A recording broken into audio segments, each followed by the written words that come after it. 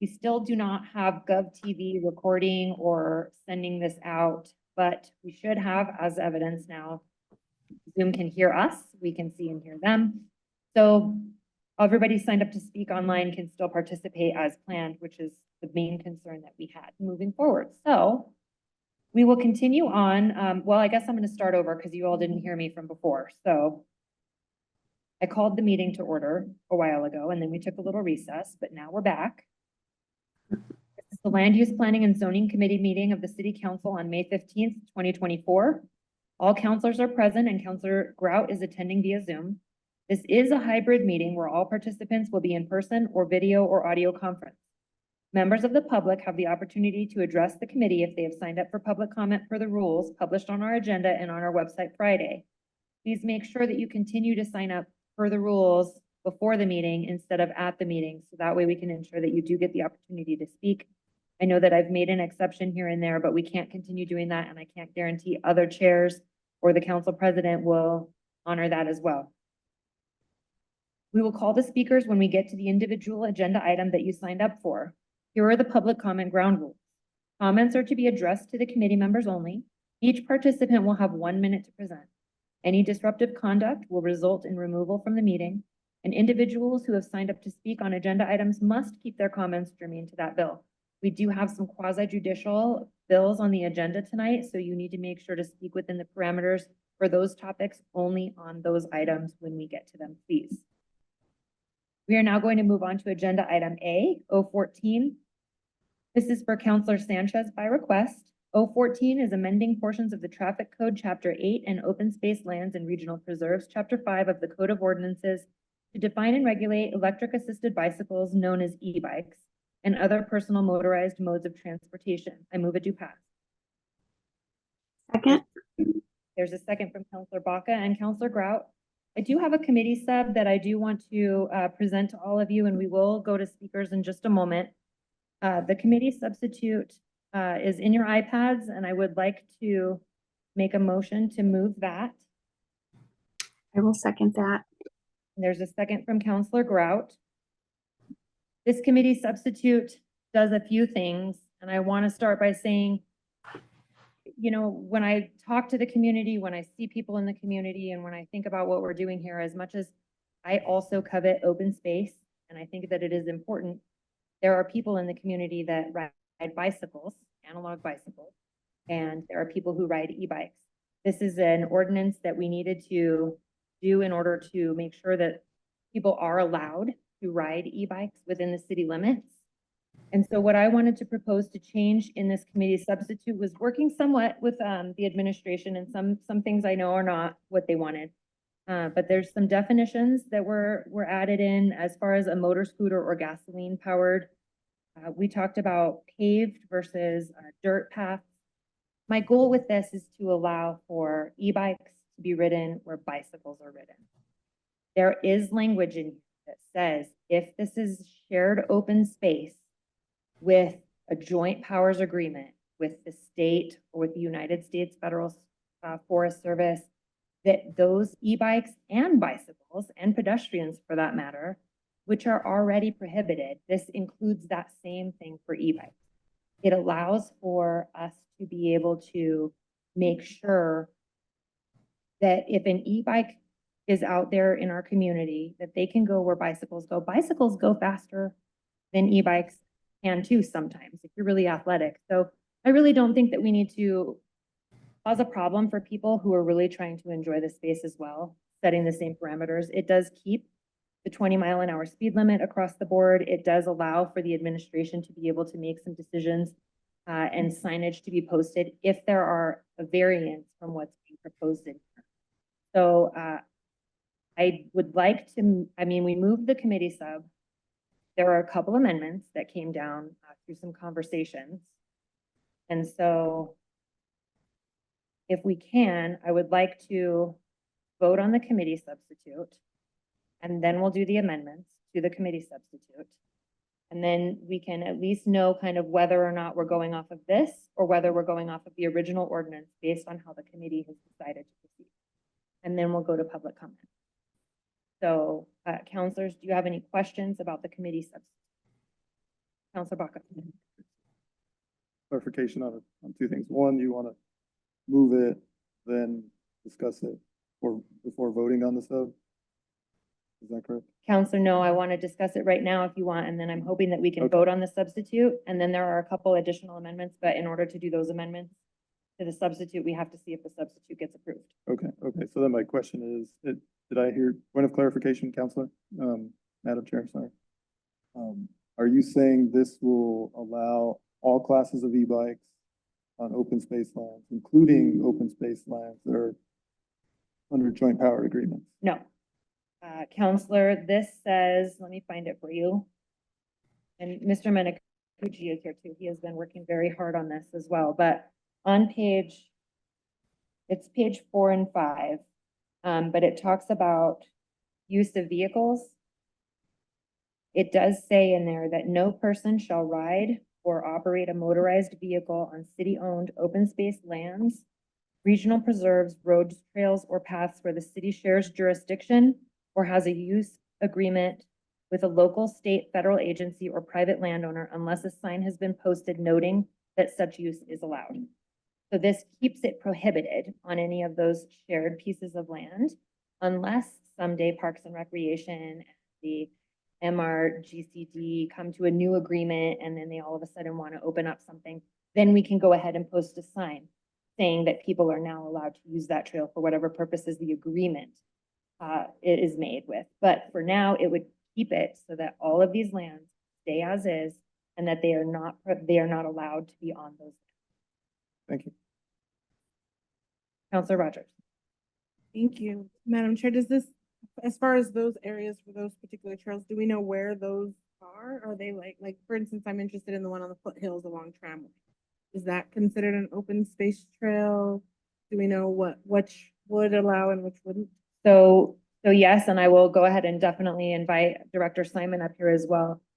Most of the trails up there from the map that I looked at, and I don't know if Mr. Menikucci has something to add as well, that we're talking about are city trails.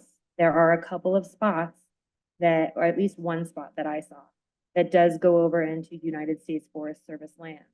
At which point we can make sure to put up a sign in those two simple locations, one or two spots, instead of signage all over Albuquerque and all over these different lands. Instead of, I didn't want to put signs everywhere.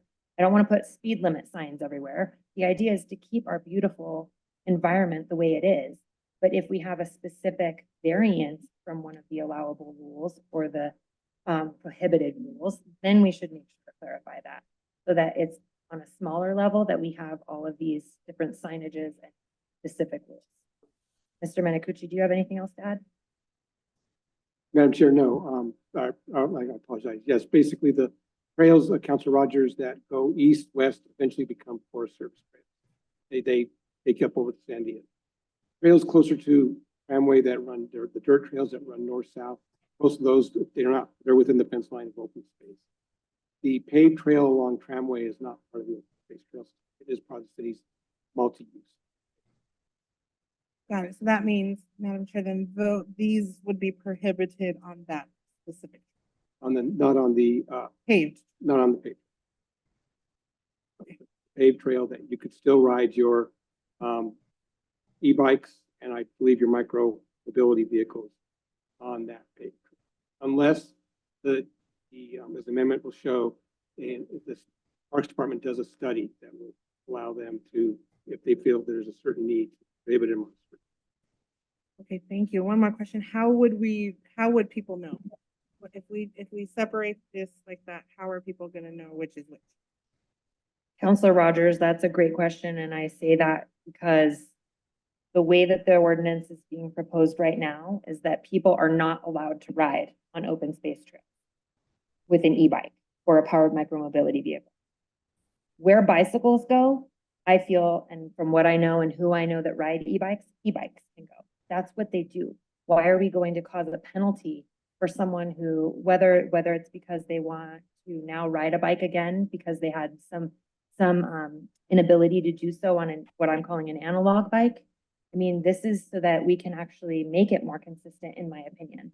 If a bicycle is allowed to go there, then I believe, and that's what this committee sub says, is that an e-bike should be able to go there. Right now, as it stands, it also says powered micromobility vehicles. There is a potential change that I want to propose that would eliminate powered micromobility vehicles from these open space trails, and that would be like an electric scooter and things. But as far as the class 1, 2, and 3 e-bikes, my goal is to make sure that if a bicycle is allowed to ride there, an e-bike should be allowed to ride there. And I think that that would make it more consistent for a lot of the population who is utilizing our atmosphere and our environment, and also the other parts of our population that don't pay attention to the micromanaging rules that our city government sometimes implements without really thinking about the unintended consequences. But it's also respecting the fact that we are making sure to not change something that we have a joint powers agreement with. We're not trying to ramrod and force the state or the United States Forest Service into something and then all of a sudden put us into some kind of incompliance and violation. Thank you. One more question. So in this committee sub, does it remove the 20 miles an hour? I almost said, Madam Chair. Councilor Rogers, no. This is keeping a 20-mile-an-hour speed limit throughout unless posted otherwise by the mayor or his designee. And that is to say that it can go up or down. So if the mayor or the mayor's designee at any point in time decides that there should be a lower speed limit or an increased speed limit, which I agree it probably should never be increased, but that will be up to the mayor or the mayor's designee to decide if that is possible or not, and then make sure to post it. If it is, so if it's a highly congested area and 20 miles an hour is too much, then the mayor or the mayor's designee, in this case, what I'm assuming would be, you know, the Parks and Recreation Director would determine, okay, well, this needs to be a 14-mile-an-hour speed zone for bicycles, including e-bikes and powered micromobility vehicles, at which point we would also have to post the signage so that people would very simply be able to understand what laws we're creating. And last question, who would enforce the speed limits? on the trail? That's a great question. Also, Councilor Rogers, I've had trouble getting an answer to this, but we have talked to Metro Security, we've talked to APD, we've talked to Parks and Rec. When it comes to enforcement, I think that there is definitely multi-levels that are happening with this, all the way from, I don't count it as enforcement, but an educative standpoint. So, you know, Parks and Rec will work on educating the public, working with some of the different organizations and groups so that people know the rules. But also, as far as enforcement, that would be up to the Open Space Division. APD has part of that. And then also, I mean, it sounds to me like if they see something that's an infraction. One other thing that we did make sure to add in here too was ensuring that if someone caused an accident because they were riding crazy and outside of the parameters, then APD would be able to enforce this, because it says in here that you have your own responsibility to ride with the safety and idea and keeping in mind everyone else's safety as well. And the speed limit, is it only for e-bikes or also like, cause I know people who can ride. It's a for low everybody. E-bike faster than 20 miles an hour. So bicyclists couldn't. go? Councilor Rogers, it's for everybody. And I mean, Councilor Rogers, I wanted to eliminate that at a certain point too, but at the same time, I think that the overall consensus was one set speed limit across the board for everybody was again a little bit better, but I don't know if, you know, I'm pretty sure that not everyone riding any type of bike or e-bike necessarily has a speed limit. Counselors, any other questions? Counselor Grout, do you have any questions? I do, thank you. The committee sub, I think it seems to allow e-bikes on only designated bike trails. Who's going to choose those trails? And my pictures goes blurry sometimes, I don't know why. Who's gonna choose the trails? And then the next question would be, will the Open Space Advisory Board and the Greater Albuquerque Recreation Trails Committee be consulted for their input? Counselor Grout, the committee substitute does not say that it will have chosen trails. It says all trails. All trails, okay, thank you. Says that the mayor or designee of the mayor will be able to decide which trails can be used. Okay, Committee substitute says if a bicycle can go there, e-bikes, and at this point, powered micromobility vehicles can also go there. okay, very good, thank you. The Open Space Advisory Board did submit a letter, at least I received one, expressing their opposition to it. And then I don't know about the other one. Which one did you mention? The Greater Albuquerque Recreation Trails Committee. Yes, I have not heard from them nor spoken to them, but we have also spoken with other bicycle organizations in Albuquerque as well. And so if I understood you right, you said that the Open Space Advisory Board does not like this committee sub. I don't want to speak for them. I'm sure that probably in a minute we'll hear from them. We can Okay, Public comment as well. But the letter that I received indicates that they would rather be able to have public input. And I'm Mhm.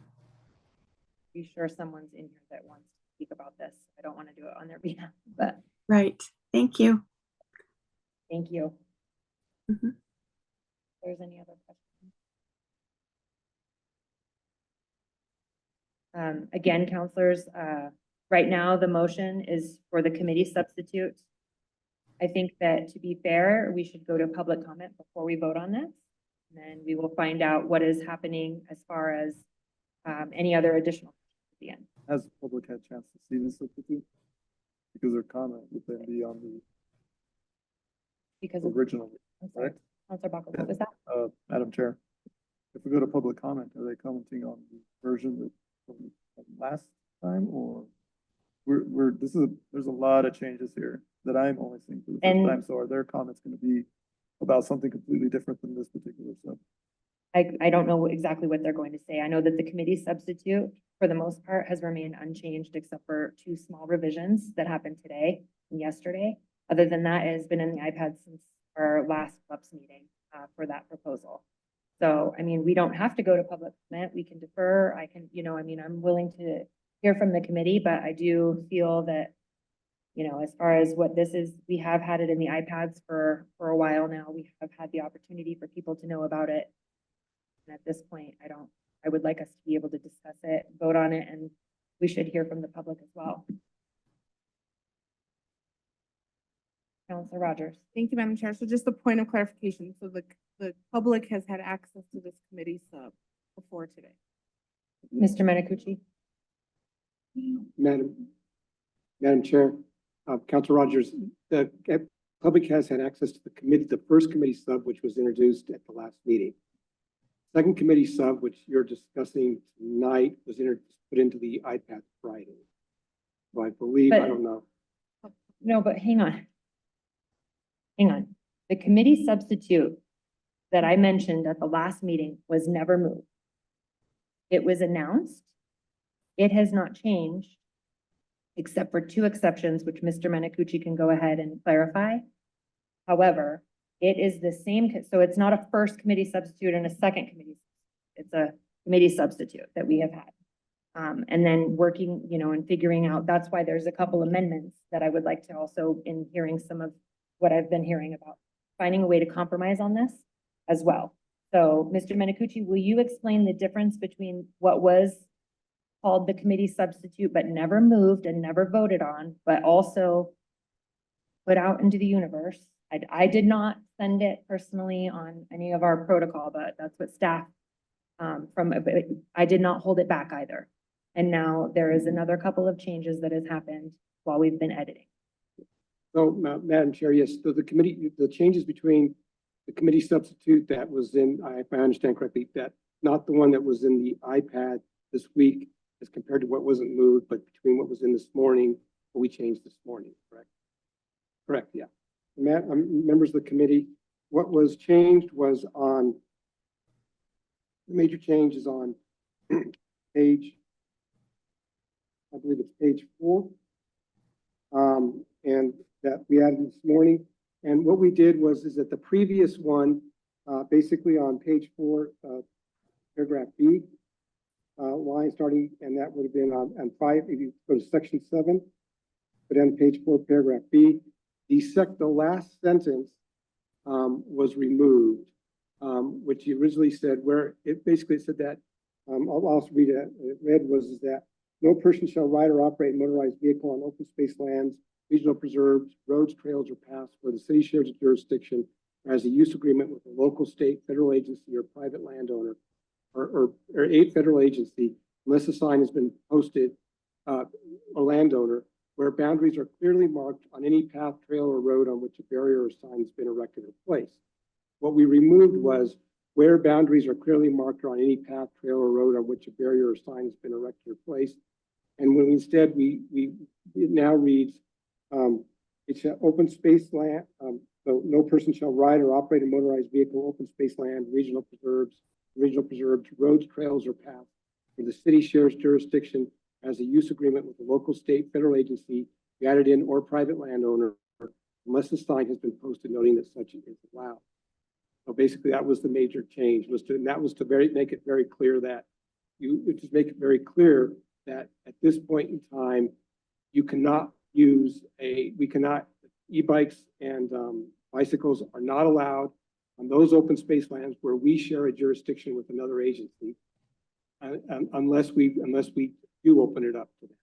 And thank you, Mr. Menicucci, for that one, and we'll get to the other change, but I want to make sure to also say that this was changed because, as it read before, we would have to put up a sign saying you're not allowed to be here when you're not allowed to be there. That's the agreement. The agreement is that if we have a joint powers agreement, if it's state, if it's federal lands, you're not allowed to be there. So we changed it so that it was clear that it says you're not, following the state laws. But if a sign someday does get posted there, then you can be there. Because again, what I had said earlier, if the Parks and Recreation Department or the city of Albuquerque and the state work together and amend the joint powers agreement, and all of a sudden decide that a certain location on one of these trails is allowed to be used for these purposes, then we will put up a sign there rather than putting up signs right now saying you're not allowed to be there. And Mr. Menicucci, the next change? The next change, Madam Chair, was actually just a complementary change to the first one. That's in the beginning of the bill. The second to last whereas was rewritten to add in that provision that we recognize that we cannot, the city has to first check with its shared use partners before we can allow bicycles on. Basically how. And that's just part of our findings, our evidentiary findings. You see that, counselors? It was made clear to me, counselors, that this committee substitute did not go out to the public, but it was not my intention to keep it from all of you, so that you know. Madam Chair, if I may.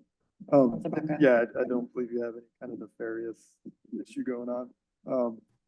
I'm tracking and understanding, but I also have it right here in front of me. And there's quite a few people out there and on Zoom that do not have this in front of them.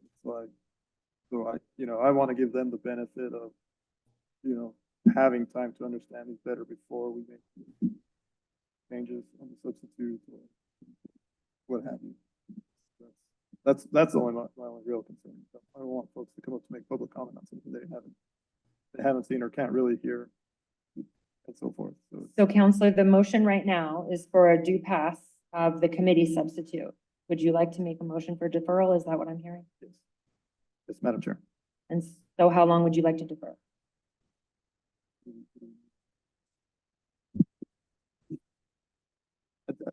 Is this going to be done? Yeah, when's the next class?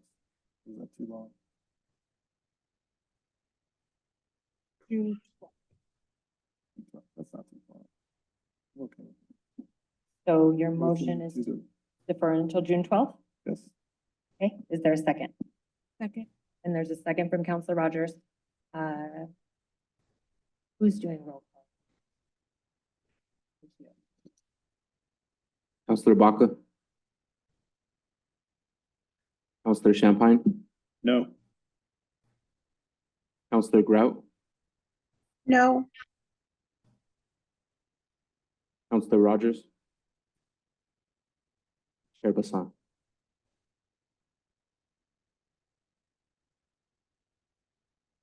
Yes. So the motion for the committee substitute is for a deferral until June 14th. So and can we make sure staff gets this out to the public, please? Thank you. So now that means that we're back on the bill. 014. I would like to make a motion for deferral to June 14th. No, ma'am. A motion for deferral until, was it 14th? The 12th, till June 12th. There's a second from Counselor Baca. Counselors, before we do that, I want to make sure that you're clear that there is no public comment after we take this vote if this passes. So you had for tonight, so you had indicated that, I just want to make sure that for people that signed up for tonight to speak on this bill, which I realize has changed and they will have more time, but I also want to make sure that you all are aware that people will not get the opportunity to speak tonight, although you can come back and speak to us on June 12th, and you will hopefully have received the committee substitute and all of that. Okay? Okay. Counselor Baca? Counselor Champagne? Yes. Counselor Grout? Yes, Counselor Rogers? Yes. Chair Bassan? Yes. That motion passes. We will take this up in June. We're now moving on to agenda item B, 022. This is Councilors Baca and Grout by request. Counselor Baca, Counselor Grout, who would like to introduce the bill? Counselor Baca, go ahead. Thank you, Madam President. 022, amending right-of-way, 1994, Chapter 14, Article 8, Part 4, Metropolitan Redevelopment Agency Ordinance. I move to pass. Second. Counselors, there is a motion and a second for 022. We have one public speaker, Mr. Cornelius. Thank you, Madam Chair. Our speaker on 022 is Peggy Neff. Just, yeah, Peggy Neff. Please proceed, Peggy.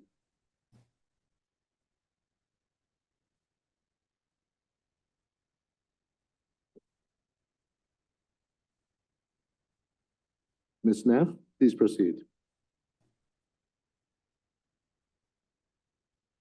I'm sorry, trying to get my computer to work for me. Thank you for having a dialogue tonight on the agenda for all these items. Congratulations to you in regard to the thoroughness of the earlier bill. I wish that we could do this thoroughness for every amendment that comes in front of you as the Land Use Planning and Zoning Committee. I also want to congratulate you on the annual plan that's coming up, but let me get to this MRA issue. My experience has been terrible in regard to the metropolitan redevelopment planning. At the University Heights Neighborhood Association, we approved the we ratified the University Heights University Area Metropolitan Redevelopment Plan last year. And we have not had one meeting since the list was given over to certain persons, never shared with the public. IPRA requests on this to get this list are not responded to. We need a full task force on how the MRA is actually affecting our city. What percentage of our city is now under this blighted capital dialogue? Anyway, I would ask you to please look at the MRA activities and figure out what metrics we can use to really uphold things here and to put some oversight onto it. Thank you. Madam Chair, that concludes comment on 022. Counselors, I want to go back to the sponsors to speak on this first, and then we'll open it up for any questions you may have.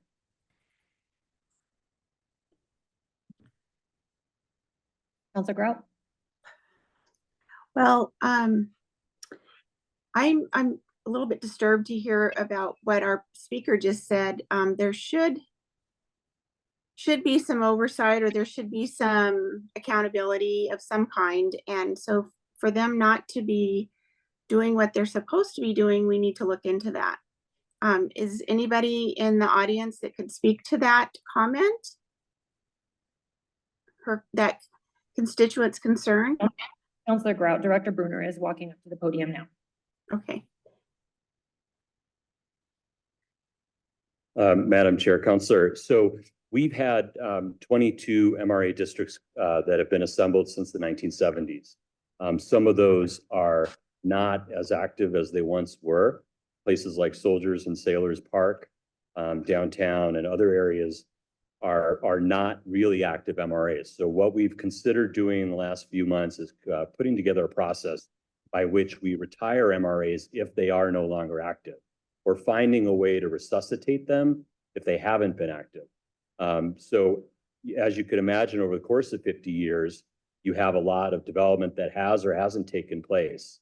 And we tend to get attracted to those new MRs that come across because council or the administration has decided that it's a priority at the time. So we definitely need to take a look back and figure out how these MRAs were originally structured and if communities still want to meet around them.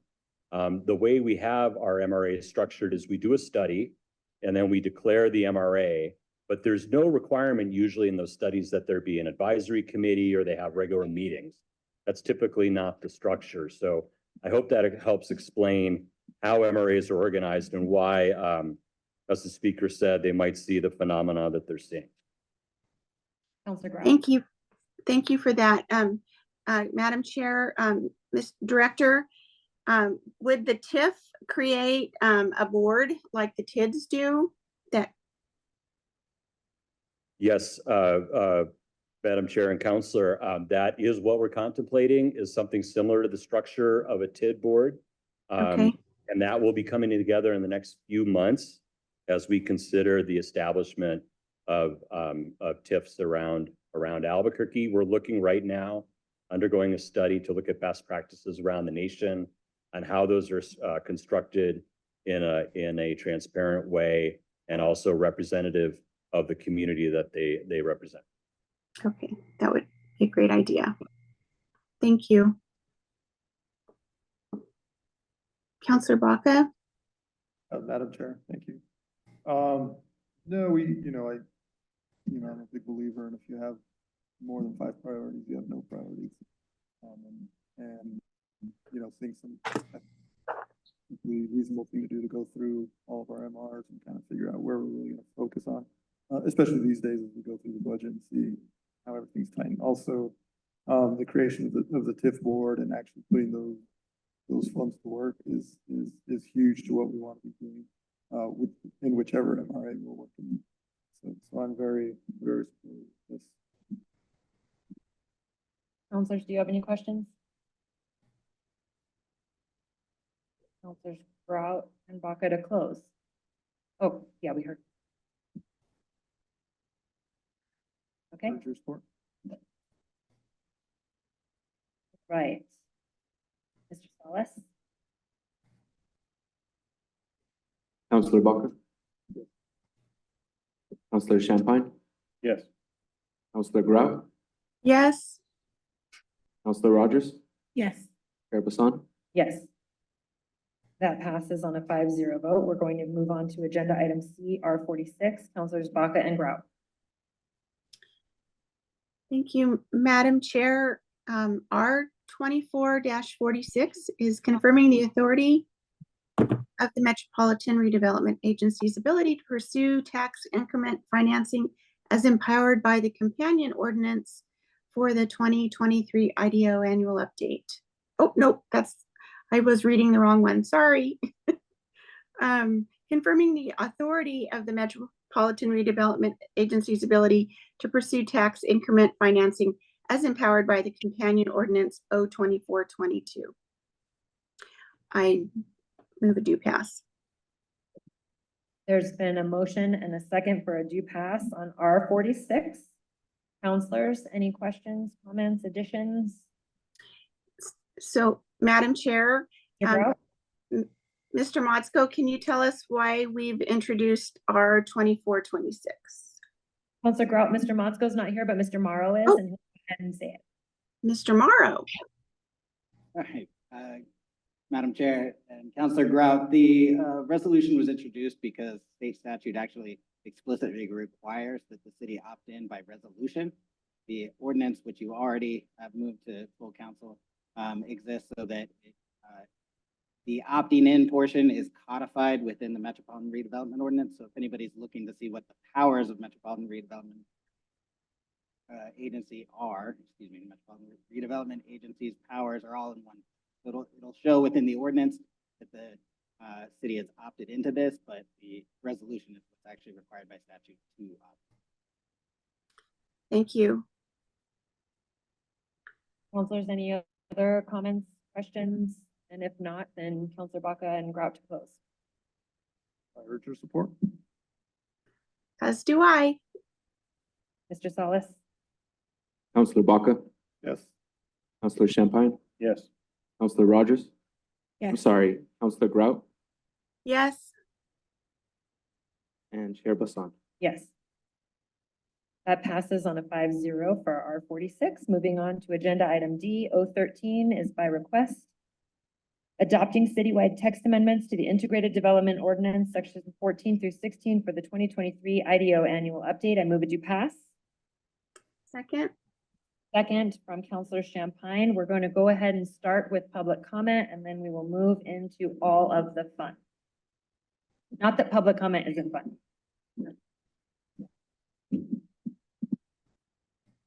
Thank you, Madam Chair.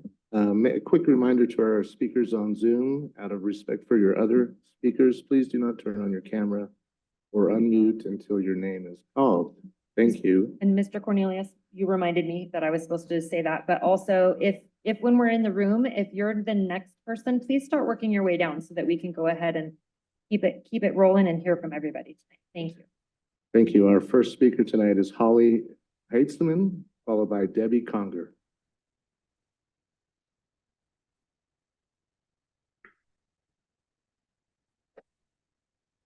Madam Chair and councilors, Amendment 7 should not be passed.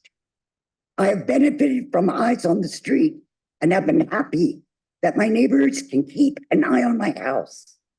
Allowing walls up to 5 feet as a permissive use will make us less safe and diminish the welcoming environment of our neighborhood. Amendment 6, as it is written, must also receive a do not pass recommendation. The proposed amendment provides cursory information on the development, regulation, oversight, and maintenance of an ESS substation. There is absolutely no reference to current federal regulations, and it should be noted that other municipalities have developed ordinances, regulations, and indeed task forces to help guide their construction and ongoing oversight. Thank you. Debbie Conger, followed by Patricia Wilson. Chair Bassan and committee members, thank you. I have lived in Albuquerque since 1978 in my current neighborhood, South Los Altos, for 40 years. And I am against A7, increasing the walls to 5 foot permissive. In my neighborhood, people do not put up walls to protect their pets and their children and to have a hot tub. For the most part, what a lot of people are doing is they are putting up 5 foot walls with, quote, view fencing in order to park 3 to 5 cars in their front yard, in addition to perhaps another couple cars. What they do this in violation of the IDO, taking up more than 60% of their front yards. Often they concrete in the entire front yard, which increases the heat zone in our neighborhood. And in fact, we had a Tree New Mexico grant last summer because Parks and Rec found that our neighborhood had a high heat index heat zone. So that's why we got this grant. And in many cases, I canvassed with Tree New Mexico, and there are a lot of yards that were not even eligible for trees because of the parking in the front yards. Thank you. Thank you. Patricia Wilson, followed by Jane Beckley.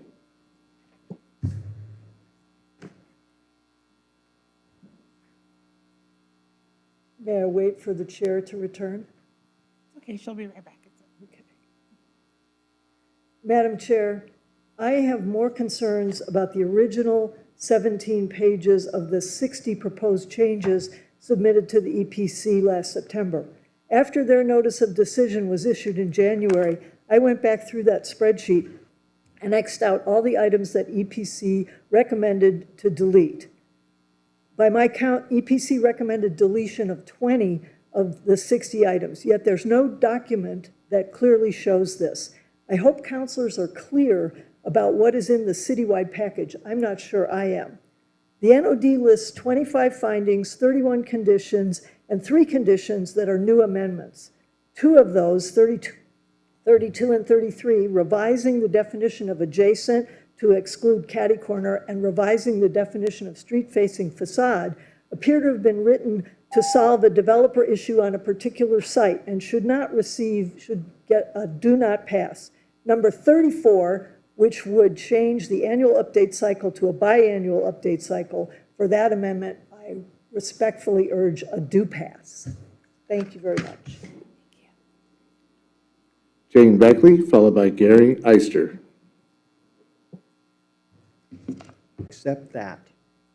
Neighborhoods that are welcoming and walkable, where neighbors develop community, keep an eye out for one another, first responders work safely, are places where all people are safest and lead their best life. Thank you. Loretta Naranjo Lopez, followed by Bill Jarvis.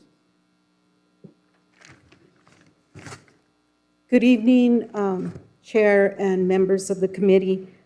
My name is Loretta Naranjo Lopez. I'm here representing the Historic Neighborhood Alliance and Santa Barbara Martineztown Neighborhood Association. Whereas the city of Albuquerque is currently facing a crisis of homelessness and catastrophic housing shortage due to the city of Albuquerque neglect of dealing with these issues before the pandemic. And whereas the increasing cost of renting or purchasing a home has become untenable for many of our neighbors due to many issues such as the no rent control, allowed Airbnb, investors lacking of living wage, etc. And whereas the city of Albuquerque needed to in the past and more today meet the supply needs by creation of a permanent affordable housing and needs to preserve the existing character of the historic neighborhoods. And whereas duplicates already exist in the historic neighborhoods as conditional in the R1 zone and are allowed under the RT zone, which supports housing options in order to address the housing supply issues in our city. I would just refer to April 25th letter that we sent you and also to the resolution where we're saying to oppose this. We feel that this is just a continuation of the perpetuation of discrimination against our neighborhoods. Thank you for this opportunity to talk. Thanks. Bill Jarvis, followed by Russell Brito. Thank you, Madam Chair. I'm the newest member here of Santa Fe Village Homeowners Association. In regards to Amendment 8.5 in our R1 zone neighborhood, lot sizes and narrow streets would not be suitable for duplexes of any size. A conditional use rather than permissive would be the better choice, in my opinion, in our opinion. For A7, not only would it drastically change the landscape of our neighborhood, met with a sergeant at Pizza with a Cop and recently at Dion's, and he stated it would create a hazard for the PD to chase down a suspect in a burglary or for fire rescue to provide service for particular residents. I would hope the council would take this issue seriously. Thank you for listening.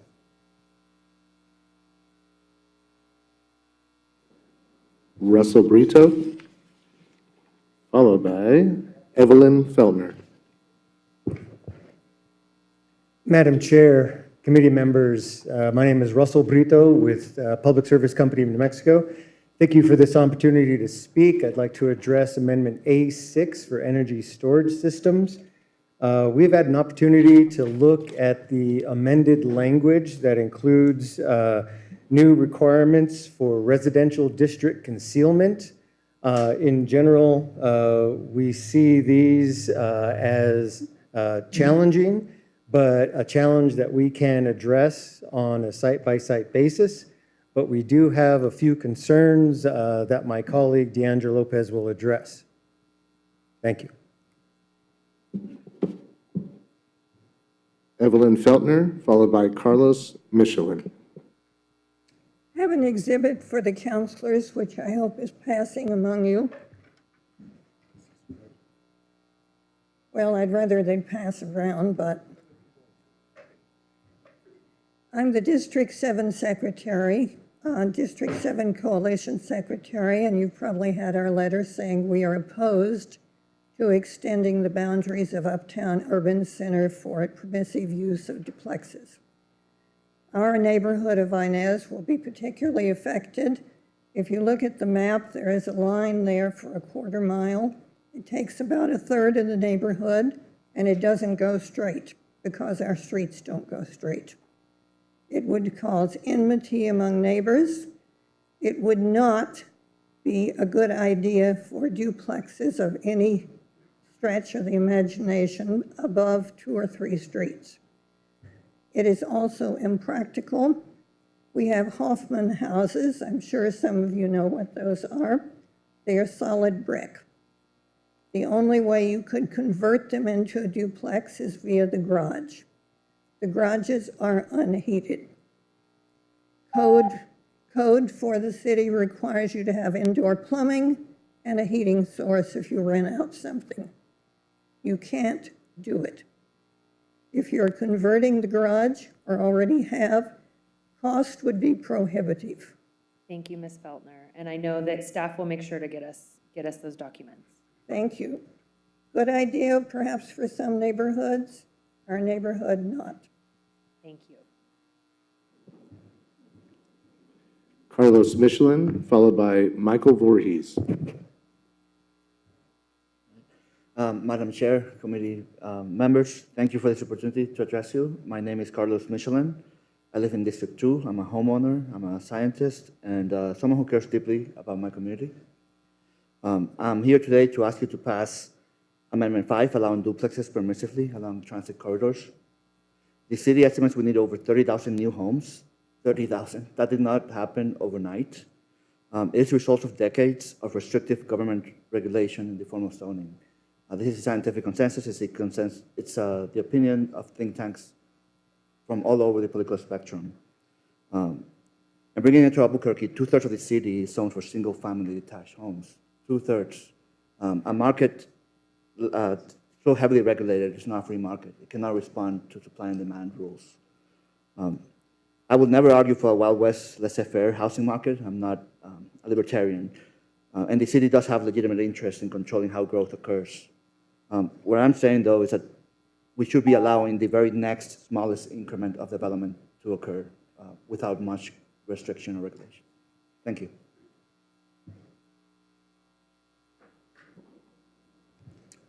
Michael Voorhees, followed by Jim Price. Chair Bassan and councilors. The battery and energy storage systems are critical for a renewable, sustainable energy system, but it's an emerging technology. And even technologically competent global enterprises have had explosions and runaway fires. It's not ready for prime time. It's certainly not ready for a permissive use throughout the city. Would you be comfortable with the lot next to your house having a 12-foot tall wall with constantly droning 53-foot containers of operating their cooling system, putting out heat all summer long next to you? Would you like the fire risk next to your kids in school? Should these be put in flood zones, put in parks or open space? Should they jeopardize critical infrastructure or any of the vibrant economic development? It's simply not ready for a permissive use. Everything should be conditional, and the conditions need to take into account all of the risks and mitigate them. Thank you very much. Jim Price, followed by Antonio Aragon.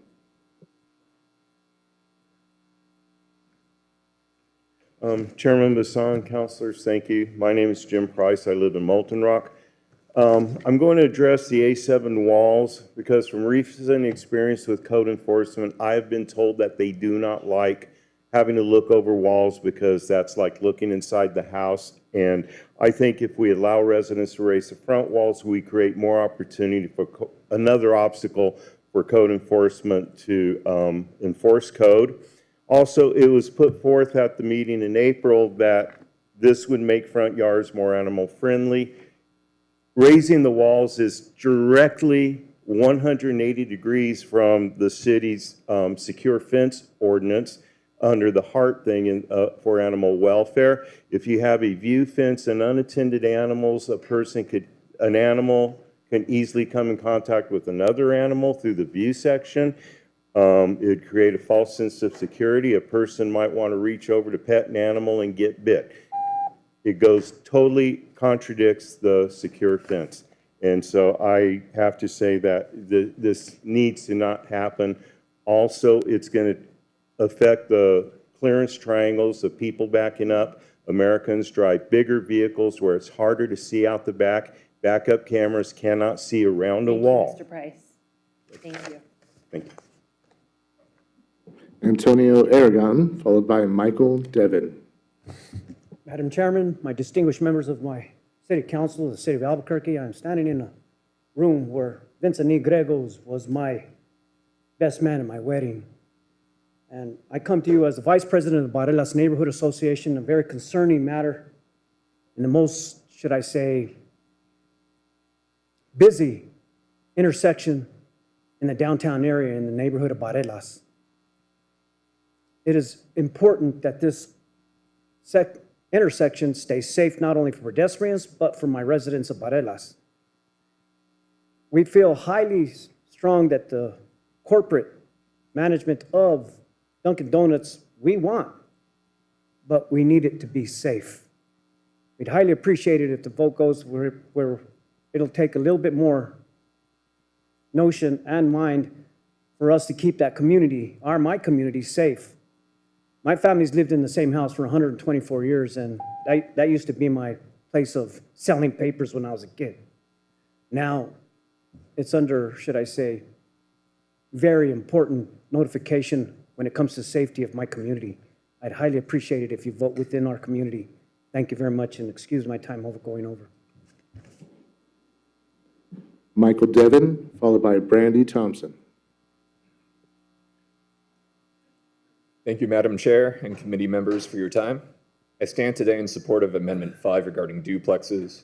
I was moved to speak because I've seen the success of allowing duplexes in established neighborhoods from experiences in my own family. I have an aunt and uncle living in the small town of Little Falls, New York, which amended their zoning code in 2019 to allow duplexes as part of a city waterfront revitalization project. My aunt and uncle were empty nesters and had extra space, but wanted to stay in the home and community they loved. After the change in zoning code, they had a small contracting crew of 4 composed of other Little Falls residents come in to convert part of the garage to a second kitchen, add 1 new wall, and build a second entryway. Under the new zoning code, that was all that was needed to turn their single-family home into a duplex, and the second unit was then purchased by a young family. I envision Amendment 5 enabling a similar change in Albuquerque through creating small-scale investment opportunities by local homeowners, creating new affordable smaller houses for new home buyers, and providing sustainable work for independent local building crews. For these reasons, I urge your support to pass Amendment 5. Thank you for your time. Brandy Thompson, followed by Jude Miller. Madam Chair, Council. Now, this is the story all about why duplexes in Albuquerque are worth a try, and I'd like to take a minute just to sit right there, tell you why we need duplexes everywhere.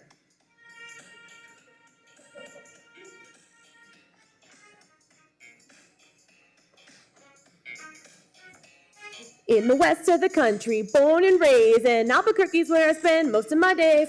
Working hard, saving up, trying to find a place, but the cost of single home was tough to face when a couple of builders started thinking ahead, creating duplexes instead of more spread. I saw benefits and I knew it was clear we need more duplexes to keep our costs in the rear. More homes, more space, more families to grow, with prices that don't put a strain on cash flow. Affordable living with neighbors close by, community grows strong, and here's the reason why.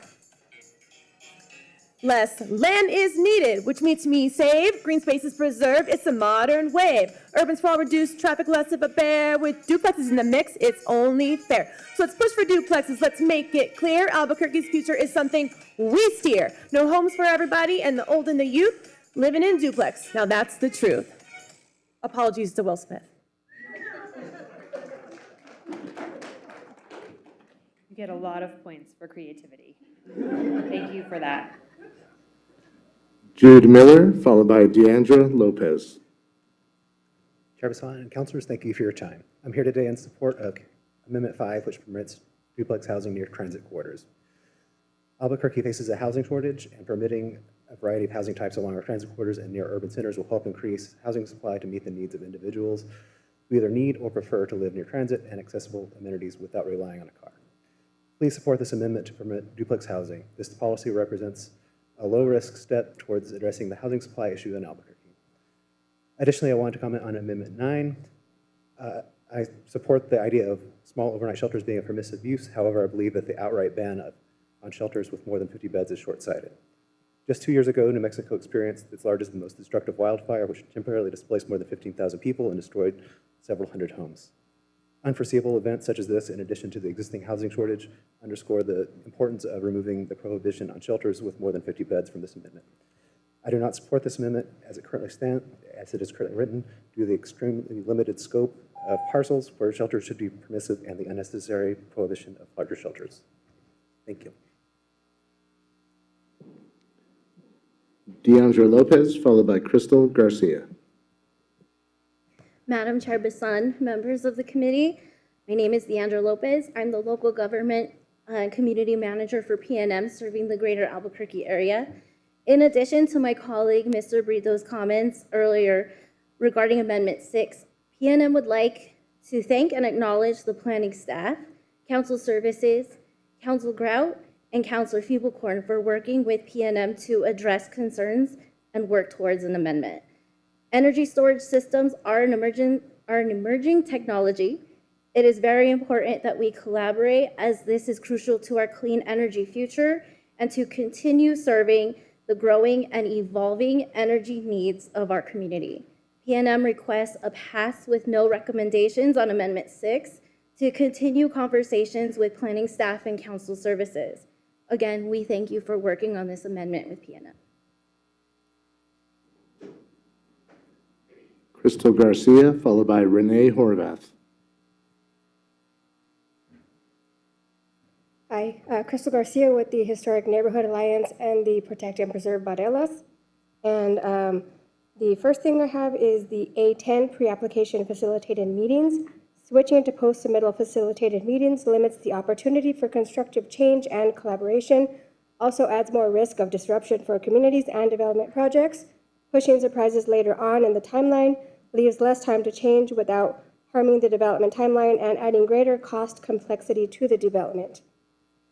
And the HNA does not support A5 duplexes. This small area for duplexes is arbitrary and capricious. This amendment would allow duplexes permissively in R1 zones within 1320 feet and allow duplexes as a conditional use. The parking in our historic neighborhoods is already at capacity. The reason is because many of the homes do not have rooms for their cars. The area was built before cars, and this is discriminating against the historical neighborhoods by allowing the process to be placed by duplexes in our neighborhoods. Renee Horvath, followed by Otiamba Umi. Hello, my name is Renee Horvath, and I live on the west side in Taylor Ranch. And I sent 2 letters in, one for Taylor Ranch Neighborhood Association. We did review the amendments last week, and for the West Side Coalition. So basically, TRNA pretty much believes a lot of what's already been spoken about maintaining zoning protections, because it's really important to maintain these things to preserve the quality of life for our neighborhoods. But so I've already spoken with the duplexes last time, but I think conditional does address some issues. It allows the neighbors to address some issues about parking and privacy, shade, you know, not shade the yard too much, views. It does allow them that much to do. And just realize that permissively, people can add on to their homes with kitchens and bathrooms and extra room, but they have a door between the 2 buildings. And it's almost just expanding your home. So it is permissive to do that, just realize that. The other thing I want to hit real fast is the pre-application meeting. That's very important. That's our facilitated meetings. That really helps us to know and understand the proposals and get prepared for the upcoming EPC hearings. And that is very helpful. So I would not remove or change any of that. And then people do agree with front yard walls. If you change the ordinance, it changes the whole character of the area. And conditional use does allow people to give input, and so maintain conditional use with all your amendments. So thank you. Othiamba Umi, followed by Janet Manry. Madam Chair, members of the council, my name is Otiamba Umi. I'm the Associate State Director for Advocacy for AARP New Mexico. And while we're pleased to see the ordinance changes that allowed accessory dwelling units, we were hoping that this would additionally include duplexes in more of Albuquerque residential areas to address ongoing affordable housing shortages.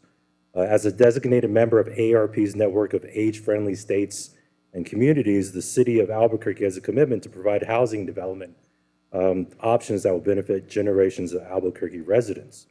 Now, census data shows that New Mexico's older adult population is expected to be the third largest in the nation by 2030, including 40% of all those living in Bernalillo County. Now, by permitting the construction of duplexes in a manner that respects neighboring land uses, individuals can maintain a connection to their neighborhood as they age and their housing needs change. We believe that the neighborhoods that include duplexes or part of a missing middle housing are well positioned to respond to housing supply issues, affordability, smart land use, income equity, and empowerment. On behalf of AARP New Mexico, thank you for providing the opportunity to share this important information. Janet Manry, followed by Jim Desjardins. Madam Chair and councilors, my name is Janet Manry. I'm speaking in support of Amendment 5, permissive duplexes. I'm the current president of Reynolds Addition Neighborhood Association. Our neighborhood borders Central, just west of downtown. We would be covered by this amendment if it's passed. We currently thrive in a dense neighborhood with multi-unit housing, mixed with single-family housing, and many, many, many duplexes. At our monthly meeting this month, we voted to approve a resolution in support of this amendment, which I emailed to all of you. So RENA supports this amendment. Thank you. Jim Desjardins, pardon me, followed by Julie Drake on Zoom. Good evening, Madam Chair, members of the committee. My name is Jim Desjardins. I'm the Executive Director of the Renewable Energy Industries Association of New Mexico. A lot of folks know us by our acronym REIA or REIA. We have 60 plus diverse, mainly local members. We've been around since 2004. I'm here to provide comments to a proposed amendment to the Integrated Development Ordinance for Energy Storage Facilities, Amendment A6. As we transition to renewable energy, I believe it's going to be critical that we have energy storage facilities. We applaud the proposed amendment to energy storage over what was originally proposed. However, we do question the amendment, how the amendment prescribes strict landscaping requirements that are more than are currently required for electrical transformers, gas infrastructure, water infrastructure. Also, I want to take a moment to point out that REIA, the largest renewable energy trade association in New Mexico, was not involved in crafting this amendment. And we ask that in the future, we do have that ability to be involved in energy storage discussions and all renewable energy policy discussions. Thank you very much for your time. Julie Drake, followed by Evelyn Rivera. Good evening, Chair and councilors. I've previously submitted written comments on all of the amendments, and tonight we'll speak quickly about 3 of them. First, Amendment 3, I support Councilor Grout's amendment to limit the parking of RV and boats in front yards. If you choose to allow parking of RVs and boats in the front and side yards, you'll need to also have a good plan for code enforcement, because if you go through any neighborhood in this city, you will find violations. Amendment 7, I oppose taller walls in the front yard and have opposed this effort by the administration to add taller walls for the last 3 years. I sent a survey to the members of the Embudo Canyon Neighborhood Association, and 100% of those responded opposed taller walls. The primary reason they cited is that we want to be a community where we watch out for one another. Taller walls eliminate eyes on the street and eyes on our friends who live across the street. My neighbors provided multiple examples of how they watch out for one another. Taller fences, taller walls do not make for a safer community. Time's up. Thank you. Evelyn Rivera, followed by Kelly O'Donnell. Madam Chair and members of the committee, my name is Evelyn Rivera. I am speaking as a residential certified appraiser in opposition to A5, the duplex proposed amendment. A5 is a zone change. R1 does not equal R2. The original IDO amendment was introduced as a citywide amendment and is now morphed into small area amendments requiring due process notification to property owners, neighborhood associations, and coalitions. According to the 2023 New Mexico Affordable Housing Needs Assessment, quote, single-family home development is critical to support growth. Increasing supply will help attract a workforce and create asset-building opportunities for low-income renters. This zone change unfairly and disproportionately affects older historic neighborhoods. It also disproportionately affects lower and middle-income neighborhoods. In fact, A5 will diminish the supply of single-family residences available to aspiring homeowners because investors will move into these areas and convert those single-family homes into rentals. Thank you.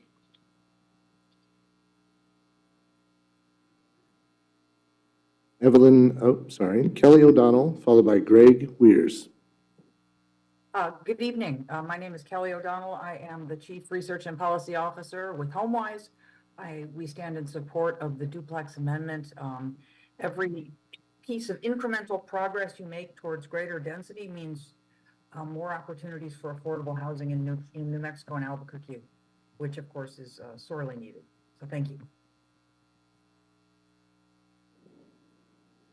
Greg Weirs, followed by John Cochran.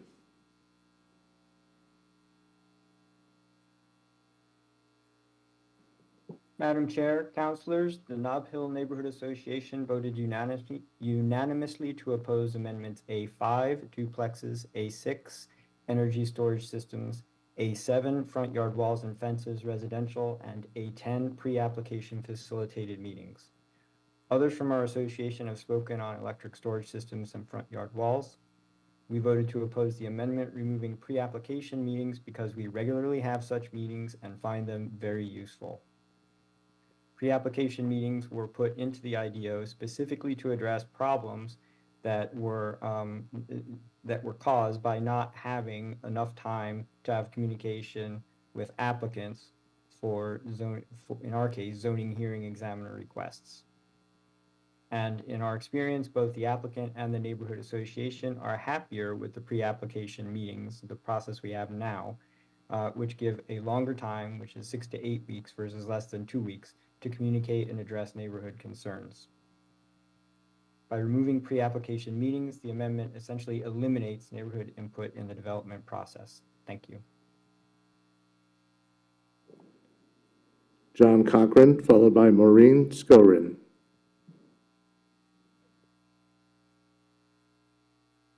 You are muted, sir.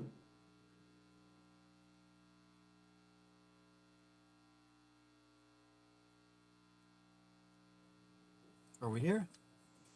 Please proceed. Madam Chair, councilors, my name is John Cochran, and I think it's just common sense that you can easily see over a 3-foot front yard wall, that bad guys can't hide behind a 3-foot wall, and it's easy for emergency response personnel and police to hop over a 3-foot wall.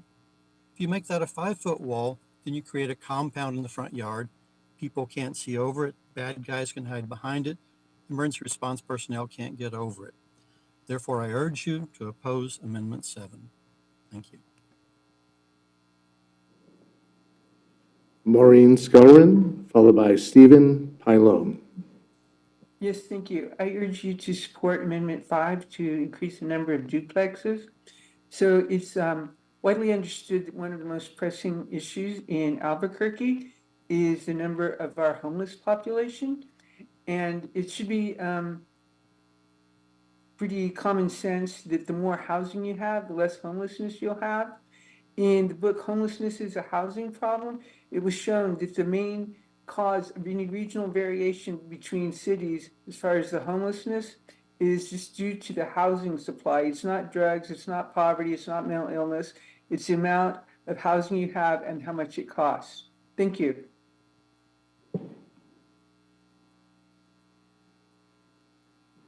Meredith Paxton, followed by Stephen Pallone, followed by Meredith Paxton. Thank you. Madam Chair and members of the committee, I rise to support Amendment 5, which would allow duplexes in the centers and transportation corridors that have been identified. Doing so would increase the supply of affordable housing. It would also make these neighborhoods more walkable and bikeable. And it would do so in a way that would minimize the infrastructure costs that are involved in increasing the housing supply. So I support Amendment 5, and I think this change in the code can be consistent with maintaining the character of the existing neighborhoods using regulations involving setbacks and the type of treatments on the houses, but it would also reduce people's property taxes by increasing the property value of the entire area. Thank you very much. Meredith Paxton, followed by Jordan McConnell.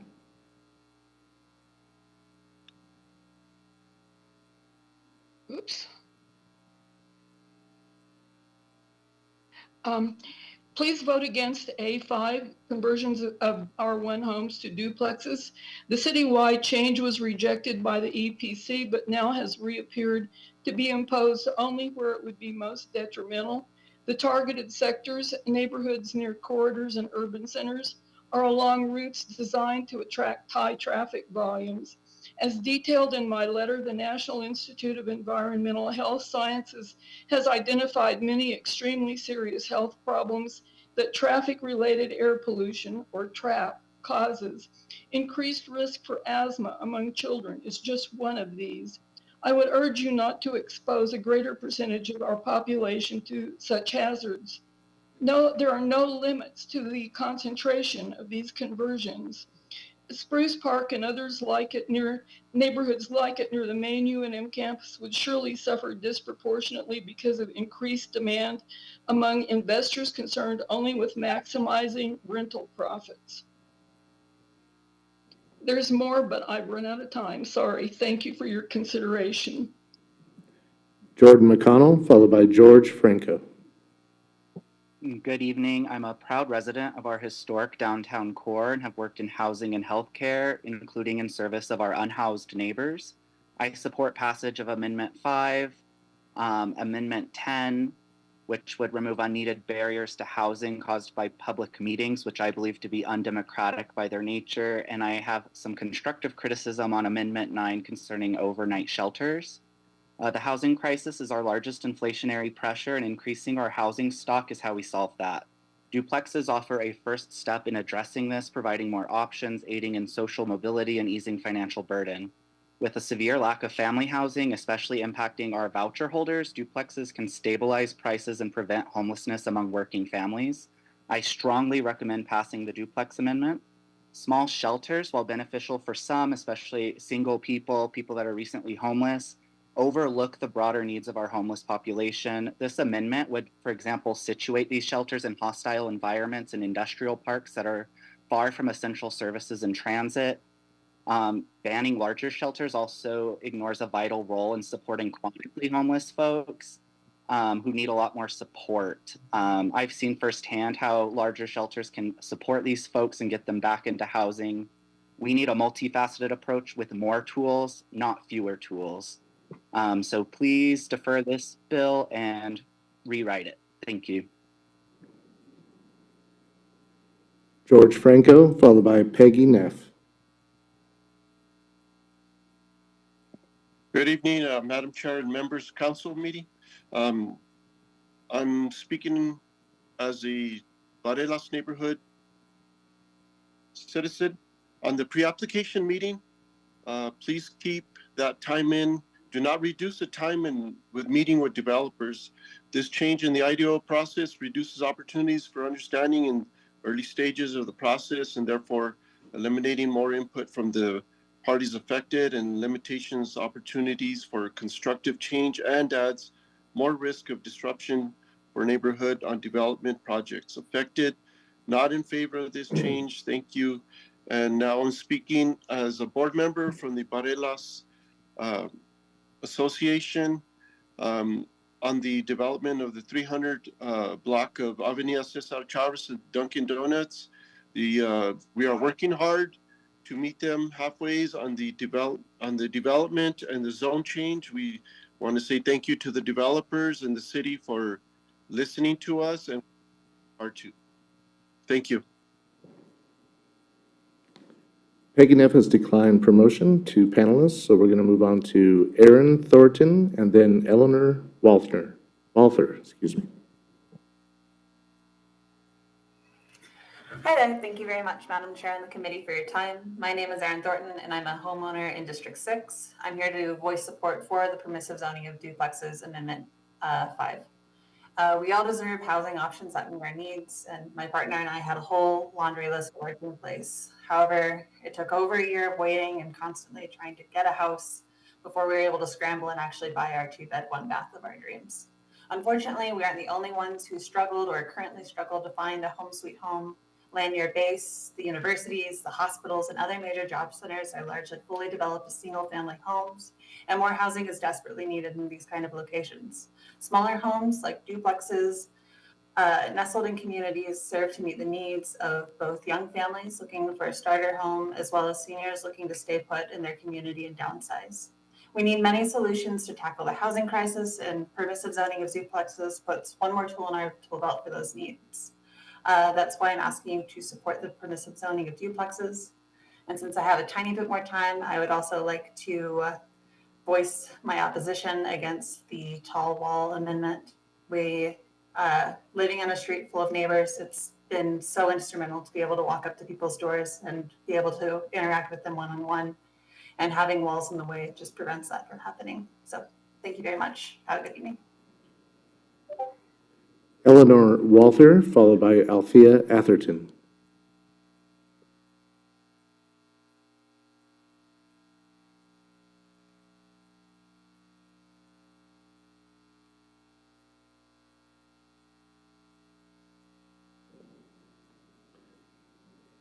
You are muted, Eleanor.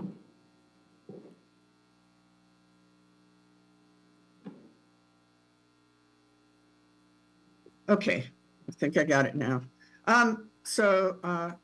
Chair Bassan and committee members, I oppose A7, the walls and fences, and I couldn't say it better than Gary Eister, so I'm not going to say anything more on that.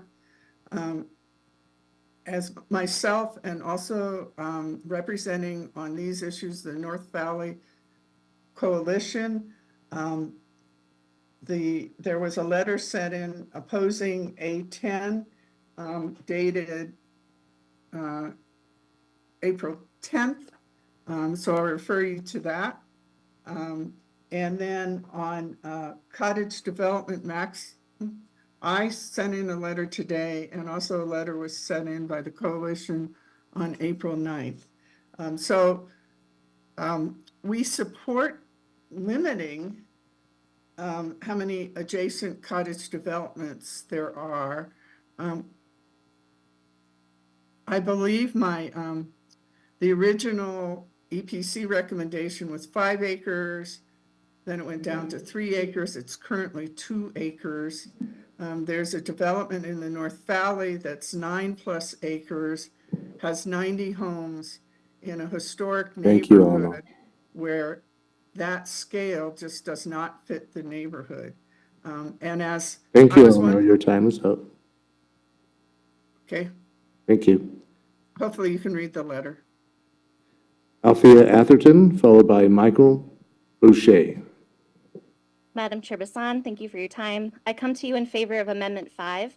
The Victory Hills Neighborhood Association Board, of which I'm a member, passed a resolution about the need for duplexes in April, which has been emailed to you all. Victory Hills is somewhere that single-family homes and duplexes already thrive side by side, and transit corridors need that too. I apologize for my son being noisy in the background. As a near daily transit rider, I see the importance of affordable housing in the areas best served by ABQ Ride every day.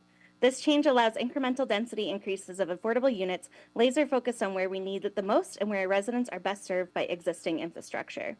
I also want to urge you to not pass A7. As a toddler parent, as you may have heard, and a pedestrian who lives close to many other young families, I worry about structures so close to the street that it impacts my ability to keep an eye on my son and keep an eye on all the other kids in the neighborhood. I also worry about turning like large vehicles around corners. And I think that these are conversations that are best on a case-by-case basis. And so I oppose A5. Thank you. Michael Boucher, followed by Peggy Neff. Hello, my name is Dr. Michael Boucher. I'd like to thank the committee for the opportunity to speak today in support of Amendment 5, permissively allowing duplexes in R1 zones and urban centers and near transit. So I am a homeowner in the Supper Rock neighborhood in District 9, and I honestly wish that this amendment applied to my neighborhood. I want more neighbors. There are already townhomes across the street from my neighborhood, multiple apartment complexes just to the east of it, and none of this makes my neighborhood worse in any way. It makes it better. And while I would love to see more permissive zoning in my own backyard, I also want to applaud the incremental nature of the current amendment. It targets the areas of our city that are most in need of additional housing in a low-risk way. It's an amazing first step in solving the city's housing shortage. And make no mistake, we do have a housing shortage, one which will be impossible to address without increasing housing supply. If we're to reduce homelessness among our neighbors and make Albuquerque an economically strong city, duplexes are going to be a necessary and important first start. So I urge the committee to recommend this amendment for approval by the City Council. Thank you very much for your time. Peggy Neff, followed by Mary H. Smith within Chambers. Hi again, Peggy Neff here. For many years, I've been asking the council to amend the IDO amendment process to respect and fully address substantive amendments. As I've done now for 5 years, I'll forward my notes on each amendment. There are so many of these amendments that need more discussions. Tonight, I want to introduce you to an age-old concept known as the tragedy of the commons. Going all the way back to Aristotle, the tragedy of the commons explains that when a few people enjoy unfettered access to a finite, valuable resource, they will tend to overuse it, and they may end up destroying its value altogether. Even if some users exercise voluntary restraint, other users merely supplant them, the predictable result being tragedy for all. I put it to you that the IDO and its broken amendment process is a clear example of the tragedy of the commons. Please step back, send amendments without data back to planning. Make deferring and rewriting, as was mentioned earlier, a normal, common response from this council and this committee. Build back our protections, keep adjacency, keep pre-submittal meetings, keep conditional permitting tools, make safety, public safety a serious priority. Build in requirements that promote full and deliberate reviews of all of these amendments. Put oversight into place. Attempt with your authorities to help us reach the benefit of the commons and avoid the tragedy of the commons. Thank you. Thank you. Mary H. Smith.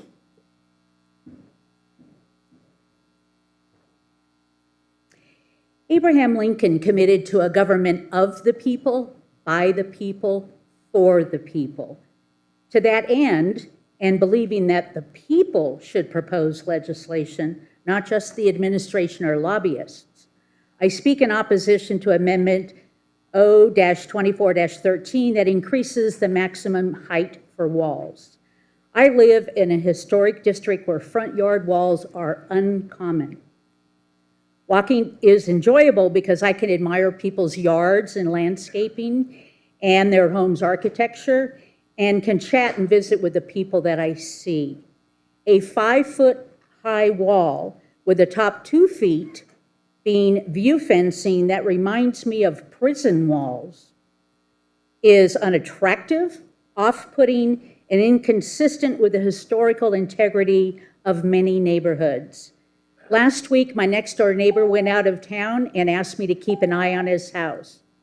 How could I do that if he had a wall that obstructed my access? I respectfully ask that tonight you reject the increased wall height because it encourages people to create barriers that prevent them from keeping an eye on their neighborhood, allows criminals to access a home without fear of being seen, prevents fire and rescue from quickly reaching a walled-off home, deters neighbors and law enforcement from ensuring that all is well in our neighborhoods, and for side Thank you, street ma'am. yards, blocks a driver's view of oncoming traffic. Madam Chair, that concludes public comment on O2413. Thank you. Thank you very much. So while we're at a good breaking point, I think we're going to take 20 minutes and then we can move on with everything else for the rest of the night.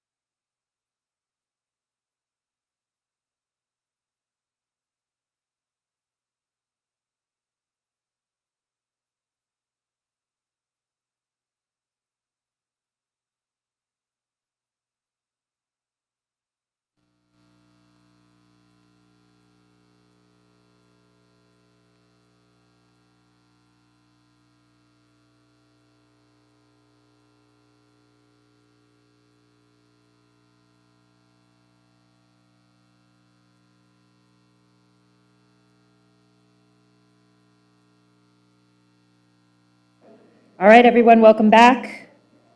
Hopefully you had a 4-course meal and enjoyed your break. Currently, we are on O13. There is a motion for a due pass. We have several amendments. Councilor Rogers, we're going to start with your amendment for Councilor Feeblecorn. Thank you, Madam Chair. Would like to move Amendment 1, which is in our iPads, on behalf of Councilor Feeblecorn.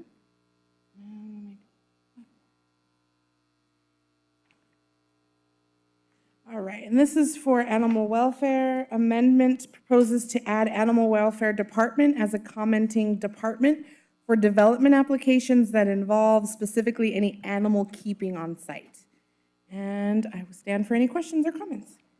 And what is your motion? Councilor Rogers, is it for a due pass or? Yes, thank you, Madam Chair. I move for a due pass. Okay, there's a due pass. Is there a second? Second. There's a second from Councilor Grout.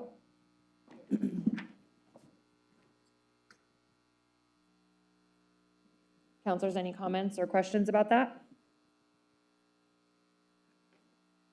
Okay, well, that's easy. Mr. Salas? Councilor Baca? Councilor Champagne? Yes. Councilor Grout? Yes. Councilor Rogers? Yes. Chair Bassan? Yes. That passes 5-0. Thank you, Councilor Rogers. Amendment number 2. Thank you, Madam Chair. This is Amendment 2.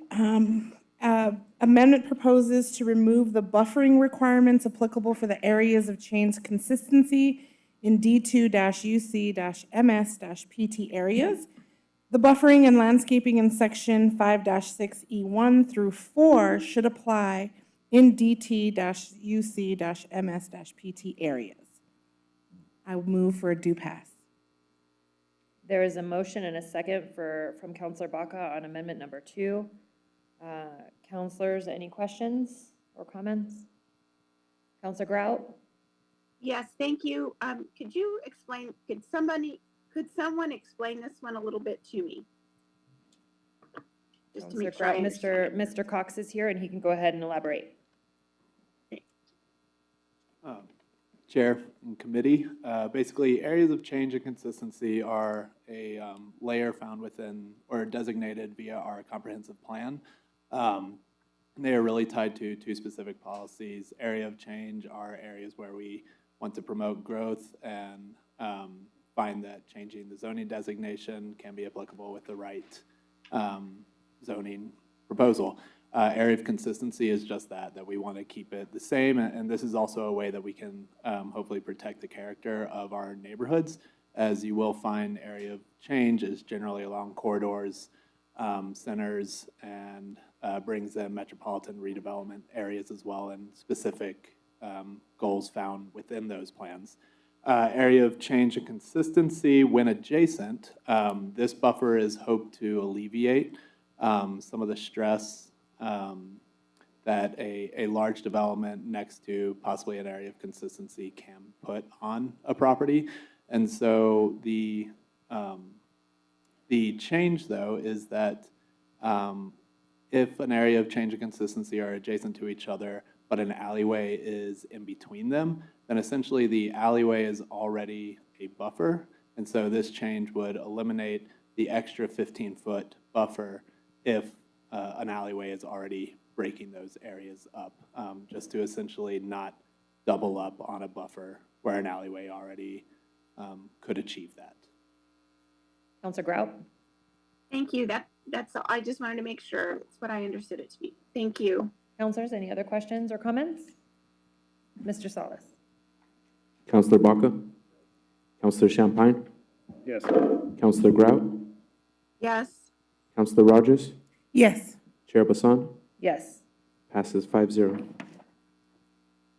Amendment number 3 is, I would like to move amendment number 3. It's in Exhibit 1 to O2413, the EPC red line. Make the following changes. On pages 272 to 273, remove the red line text added at EPC as follows. This is an amendment to propose to remove the prohibition on boat and RV parking that was recommended by the EPC. At present, the IDO allows boats and RVs to park in the front, side, and rear yards, and this amendment would ensure that remains. And so I would like to move a do pass. There's a second by Councilor Champagne. My reasoning for wanting to bring this back is private property owners have a right to be able to park things in their property and in front of it and next to it. We do have regulations and code enforcement who can and already do and need to and should and will enforce regulations with different setbacks, boundaries, sidewalks, and prohibitions. But I think that for us to come in and tell private property owners that this is another way we need to limit the use of their own personal property, I don't agree with that. So, councilors, any questions or comments about this? Councilor Grout? Thank you, thank you, Madam Chair. Sadly, code enforcement doesn't always get out. You know, they can't be everywhere, and that's one of the problems, and that's why many of residents had reached out to me and asked about bringing this back, or you know, having an RV in the front yard is they should be on the side yard or behind a garage or in a storage unit. You know, there's lots of storage places, and boats too, and they can be stolen too, sadly. So I think if they're if we had this amendment, if we had this this proposal, it would be better in all around. But that's just my take on it. Councilors, any additional I will questions? be voting no. Councilors, any additional questions or comments?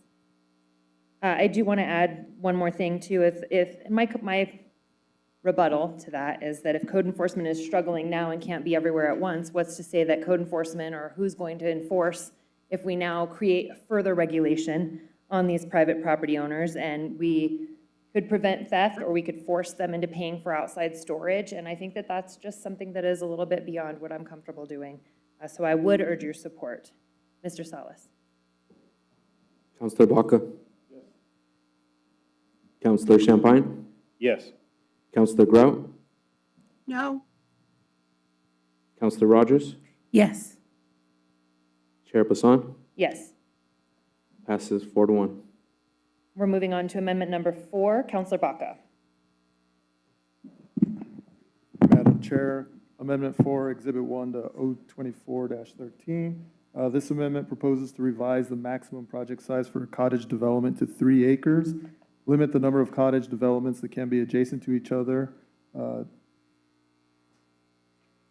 when access to the project site is from a local street and requires a 330-foot distance separation between cottage development projects. And however, project sites within 1,300 feet of a MT, UC, MS, or PT area are exempted from the limitations. I move a do pass. Councilors, there's a motion on the floor for a do pass. Is there a second? Second from Councilor Rogers. And councilors, I'm going to ask that, I know that it's tedious, but for the record and for people watching that don't know, also because I try to be a stickler for some of the policy rules that we have, that we read most of the amendment in its entirety so that the public and people can know exactly what it is. So this does say that on page 159 in section 43B4, revise A as follows. The maximum project size for cottage development is 3 acres instead of 5 or 2. And on page 159 in section 43B4, add a new C and renumber accordingly. Where accessed from a local street, this use is prohibited within 330 feet of other cottage development except for the following. Up to 2 cottage development projects may be adjacent, and there is no distance separation required if the subject property is within 1,320 feet, a quarter mile, of UC, MS, PT, and MT areas. And thank you for putting that on the screen as well so that those that are watching from home know what we're talking about in detail as well. Back to Councilor Baca to share or speak on this, or no? Okay, any other questions or comments, councilors? All right, Mr. Salas.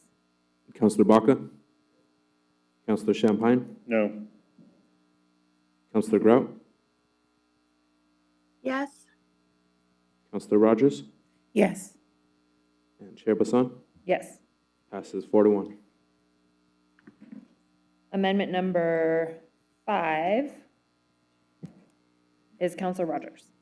Thank you, Madam Chair. Amendment 5 is amendment proposes to allow duplexes in the R1 zone district. Now that we have that on the page, I will follow your lead on the amendments in Exhibit 1 to O24-13.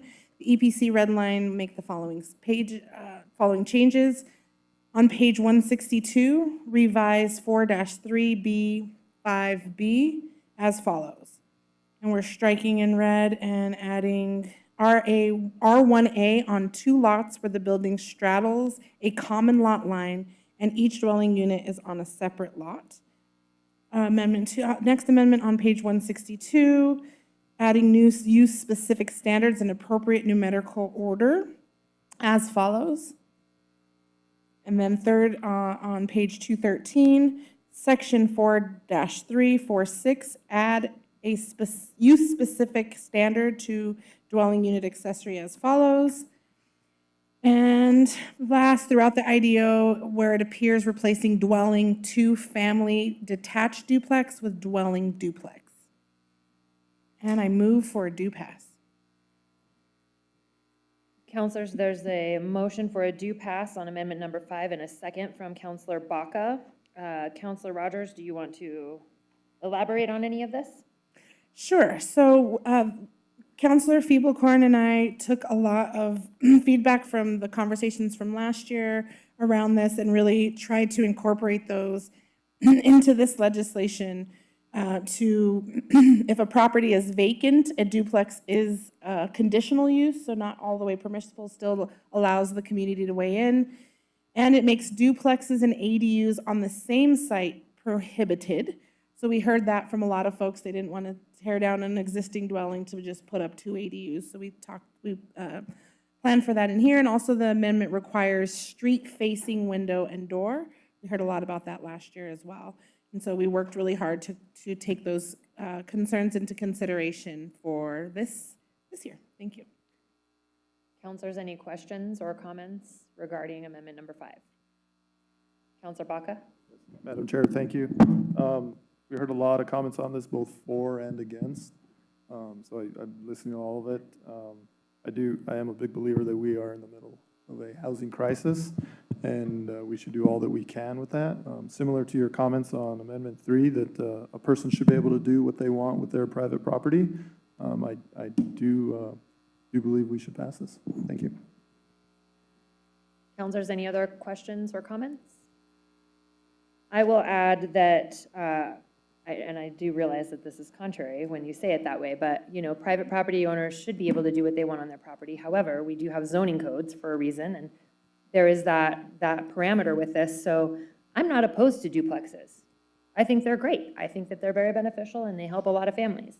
I think that they should be conditional. And I think that that is something that people should go ahead and apply for, go through the process. And as evidenced by what we've seen from a lot of the permits that have been allowed, they end up getting the variance in the majority of cases. But that's going through the process that we did set up rather than moving the goalpost and switching it up midstream. So, you know, I definitely am not opposed to duplexes.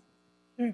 Counselor Rogers. Thank you, Chair. I did just want to point out that it is still conditional use for R1 zone districts, specifically if there are areas within, I think we have 1,300 feet. So we're definitely taking that into consideration. It's still conditional. I think R1 zone districts would make it permissible. So there is that.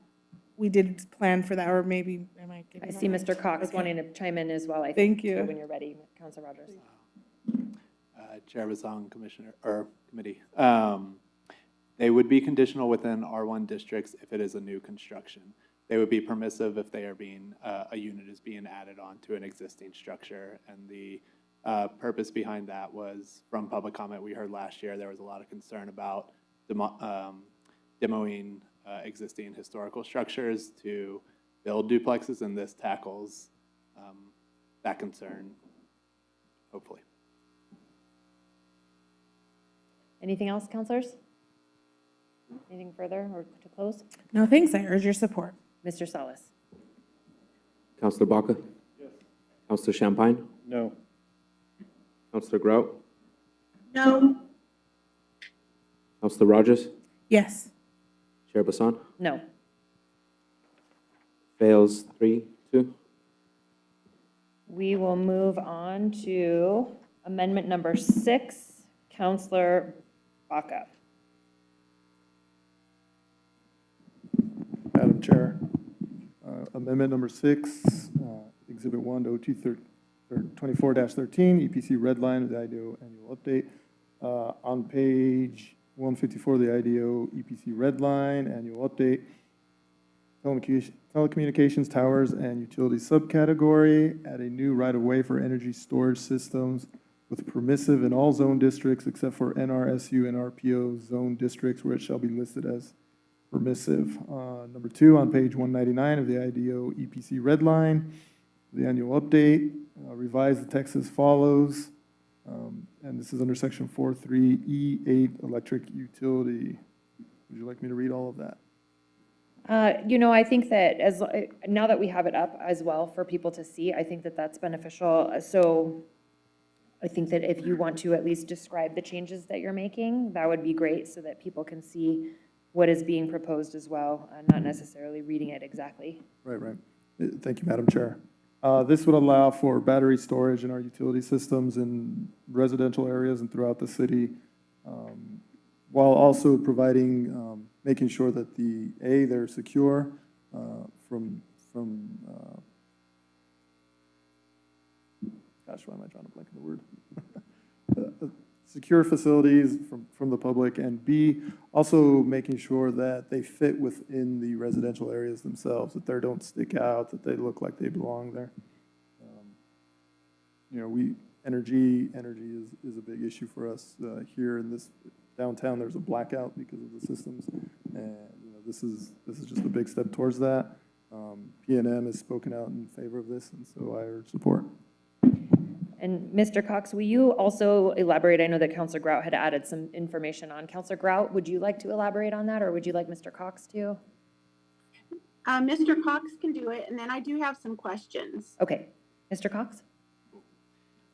Chair, councilors, the added language that we had from Counselor Grout addresses kind of aesthetic concerns in neighborhoods. And so for energy storage systems that you would find within residential zone districts, there are added design requirements. Those added design requirements follow some of the existing language that we have around buildings and wireless telecommunications facilities. And those would be, one, to match an architectural style that is found within 330 feet of the energy storage system. 2, to add architectural characteristics, bump outs for every 20 feet of the wall, and that is to avoid any type of kind of monotonous design to the wall. And those could be windows, doors, anything that kind of makes it look like an existing structure rather than a wall. Here for any questions on that language. Counselors, there's a motion on the floor. Is there a second? I'll second it. Second from Counselor Grout. Thank you, Mr. Cox, for that. We're going to go for Counselor Grout first with your questions, and then we'll move on to a couple other counselors. Thank you. I have a question for our staff. Has the fire marshal reviewed these plans for energy storage systems? Chair, councilors, we have word from the planning department that they have allowed the fire marshal to provide comments on this. I was told by our staff earlier today that all generally available fire marshals are either on vacation or at training. And so we do have Michael Voss from the planning department here to provide any background on that anymore. Mr. Voss? Thank you, Chair and councilors. I have met with members of the Fire Marshal's office to discuss these amendments and their alignment with, or they do not conflict with our fire codes. I unfortunately could not get one of them here tonight to speak to you, but we have conversed with them and have not heard anything negative in their feedback so far. Counselor Grout? Thank you. I know lithium batteries are the problem, or they're the ones that have overheating issues and so forth, and they catch fire. So I think we need to hear from fire to let us know what they think about safety and so forth. Now, I have some questions for possibly some people from PNM that might be able to answer some of these questions. Counselor Grout, they're on their way down here, but while they're on their way down, would you mind if I ask Go ahead. COO Montoya, do you have a statement to say on behalf of AFR and their position with this at all, or do you know? Madam Chair, excuse me, no, we have not had the discussion with them. Okay. We will definitely follow up. Okay. All right, and Counselor Grout, Right. we have these- PNM here, Deandra's right here. Hi, Deandra. Thanks for being here. Madam Chair, these batteries require a 10-foot setback from all property lines. Is this considered a defensible buffer for firefighting? Do you know, maybe fire needs to answer that one. Counselor Grout, It AFR also- is not here. Go ahead. Okay. It also requires a block wall. Is the wall intended for aesthetics or fire suppression?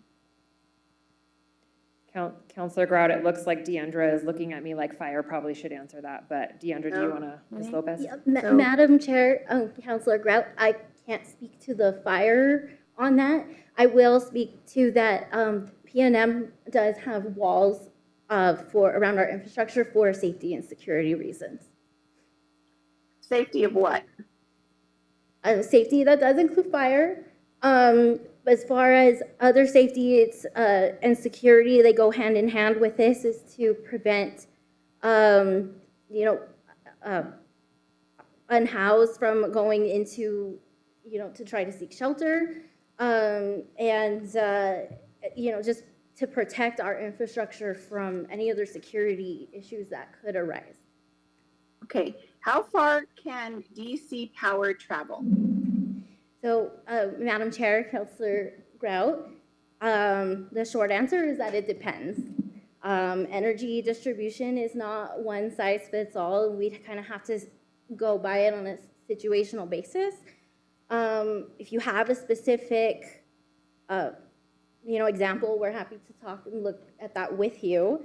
Madam Chair and Councilor Grout, I do have a clarifying question on that, if I can. Go ahead. Go ahead.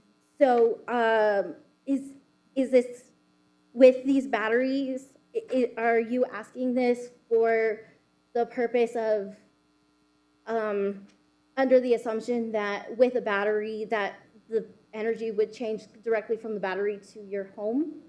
Or? No, my questions come from mainly for safety of fire risk. I am concerned about one being in my neighborhood next to my house or my neighbor's house or somebody down the street's house. And these, because we hear that these batteries stored, it gets hot.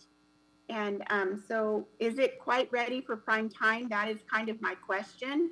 Have these concerns been addressed sufficiently so that people in the neighborhood don't have to worry that their house might burn down? Also, I had somebody ask me how, when you're going to put these on a lot in a neighborhood, how many of them do you need in it? How many homes will one of these structures service? So how many will we be looking at in a particular neighborhood?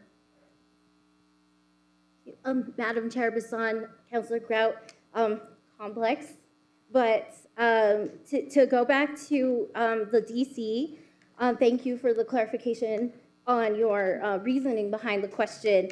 I will say that as in this particular instance, when it comes to the battery energy storage, it is just for that, for storage. It does, we do have an inverter that it just stores it, and then the inverter will put it back into the existing infrastructure, so it won't really change how you receive your energy. On the fire safety, I can only speak to what PNM does. I can't speak to private. But for PNM, we do only purchase batteries that are UL certified, that have been fire tested. And what we purchase are batteries that are already come with an enclosure that has safety precautions in it. It has ventilation, it has cooling, and is not accessible by anybody. So if there is a fire that does happen, it does stay contained in that enclosure and does not spread. Counselor Grout, I don't mean to interrupt, but I mean to interrupt in that regarding your question for the storage, each storage, how many houses, and Mr. Cox wants to say something. Chair, councilors, thank you. We did receive a letter from PNM addressing a lot of the questions that we heard at the LUPS meeting last year, and it is part of the packet in your iPads. As far as the residential districts and how many storage units can be on 1 acre, which is the maximum in the residential unit districts, a storage, approximate size of a shipping container, they could fit about 3 to 4 on 1 acre with the different landscaping buffers, walls, setbacks, et cetera. The other is something to point to as well is that they did define the different homeland security requirements at the federal level, and that is video surveillance within the storage area, motion activated lights, and a 12-foot wall. But there is some clarification in other answers as well. Mr. Cox, do you know how many houses those 3 to 4 units on 1 acre would be able to serve if needed? Or do you know, Ms. Lopez? Chair Commission, I will let PNM explain more, but what I was told is that they would have to run a model to get the approximate number of homes, but basically the farther a house is away from a energy storage system, the weaker that current gets to the home, thus it's not as reliable. And the analogy I constantly hear is like a garden hose, but please more. Madam Chair, Bassan, Councilor Grout, at the risk of sounding redundant, it depends.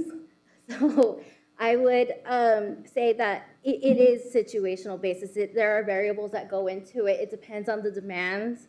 It depends on the loads. It depends on, other existing equipment that businesses and residentials may have on their buildings. Councilor Grout? Thank you. Thanks, Madam Chair. A follow-up to that. So in a neighborhood of 600 homes, how many would we need? How many 1 acre lots would we need to supply energy to 600? And I know there's a variable, but there has to be some kind of number we could come up with. A roundabout kind of number. Because right now, what are we going to get for an acre? Okay, Madam Chair Bassan, Councilor Grout, I'm going to defer to Carlos Lucero on this one. Okay. Good evening. Madam Chair, members of the council, Councilor Grout, Carlos Lucero from Public Service Company New Mexico, Senior Manager of Government Affairs. And so really, it does depend, but I guess, the way you can look at it is one of these units that we probably see in a residential area of a battery storage would be about 1 megawatt. And any kind of megawatt, it used to be a megawatt could serve about 1,000 homes, but with today's average home, and all the bells and whistles that everybody might have for their electrical needs, it's approximately about anywhere from 400 to 500 homes that this battery of 1 megawatt could serve. One storage unit? Yes, and one storage unit is equivalent to about 1 megawatt. Okay. Thank you for that. It's nice to have a roundabout number for, we have a little bit more information now. Thank you. Okay, I think that's all I have. Thank you. I appreciate you. Okay. Councilor Champagne? Thank you. Thank you, Madam Chair. I think he answered a lot of the questions. I'm a little concerned about the cooling issue. And I know that the batteries are going to generate, as they're being stored or drained, electricity running in and out is going to create a lot of heat, which I'm not going to hold you to the picture that's being used here, but has 4 AC units per storage unit. And I'm guessing that those have to be running consistently all the time, or just when the battery's being charged up or pulled from? Madam Chair, Councilor Champagne, I think really you got to look at it, so like your car battery. And, you know, as your car battery, when you start your car, you need the battery to actually start the car, but once a car is started, then the alternator is what really runs the car, and you could get to and from, and the alternator will be charging your battery as you're driving. But once it's charged, then it'll just keep that same charge. It's not going to go over it, and that's kind of what we're looking at with these battery, you know, same concept with the battery energy storage, is that once they're charged, then they're just kind of think of it as a water storage tank. Once you're pumping water, and then, you know, you're using water, the homes, businesses, and it's that the water in the water tank is going to fluctuate, but once it's all filled up, it just kind of stays at that capacity. It's not going to just you're not going to overwhelm it. So it's the same thing with the batteries, and when they are utilized, you know, the power will start moving out to where it's needed. So I mean, and we have a battery storage unit there in the Mesa del Sol area. That was a pilot project that we did about close to 15 years ago, and it was a pilot project that we partnered with Sandia Labs, UNM, and NMSU, and that particular battery storage unit has been, you know, we saw the first generation of batteries in it. They didn't hold a lot of good charge. But we've moved on to the better batteries. They're holding their charge, and they're doing what they're supposed to do. And really, when it comes down to any of the hazards, it's we're looking at, as Deandra mentioned, they're UL certified. They've been fire tested with the heating, and so we're very confident that these batteries are safe, they're reliable, and really. It helps our grid and the customers we serve to have more reliable, resilient energy, and that's really what the purpose of the batteries will be. And it really, in a sense, we're getting in situations we are at capacity limits on our power lines, and these battery storages will help, and especially customers that want more solar on their rooftop solar. Is that this could enhance the grid to where they can have more capacity, where we can put more solar Thank you. power. I don't want to get this into a Q&A of us making sure to get sold on the idea, but at the same time, did you get your answer? No, questions? it didn't address the AC units that are on top of the units. The batteries are going to generate a lot of heat when you're filling them up, not when they're sitting there stored, and when you're pulling from them. This picture depicts 4 AC units per Connex box. How often are those going to be running, and are they going to be consistently running? I know that a Tesla car has fluid surrounding the batteries, keeping the batteries cooled as the car is running, because they generate a lot of heat. These are a Connex box generating I don't know how much heat that 4 AC units have to cool it down. How often are these AC units running? Madam Chair, Councilor Champagne, again, it's going to be dependent on your ambient temperature outside. It's just kind of like your home. You know, your AC unit is going to cool your home to whatever heat you're generating in your house to keep it cool, and how it's Okay, then what temperature do these batteries have to be kept at then? That part I don't have on the top of my head. I would have to get back to you on exactly how much. At what temperatures? But I'm thinking, you know, it's got to be 100 degrees, 200 degrees, 50 degrees? You're the expert on this, and you're trying to sell us. You just spent 5 minutes telling me about it, and And Madam Chair, Councilor Champagne, I'll have to get the actual number on how much the batteries on the coolant. I don't have that information on right now. Thank you. Madam Chair, and just out of curiosity, sir, where in the city are you planning on putting these? Because you have to have an acre of land. And I'm really worried about districts 2 and Councilor Champagne, I Six think that that's going to be part of the zoning question, and so I think that Mr. Cox might be able to show us some of the, or at least can you describe where some of these might be able to go? Chair, councilors, the idea is truly to create a grid and put them everywhere. Now, to Councilor Champagne's concern of where do we actually have an existing acre within residential zone districts is a whole nother question, and we do believe it's limited, and a lot of our policy points to using that land for housing or parks and open space. But yeah, as far as like what actual land is available, unsure, but they can permissively, if this is passed, go anywhere in the city. Councilor Champagne. thank you, Madam Chair. You'd mentioned, and this was off of what you said, that this isn't the first generation batteries and you've had to replace because they weren't holding charges. What's the shelf life of these batteries that are in the Connex boxes?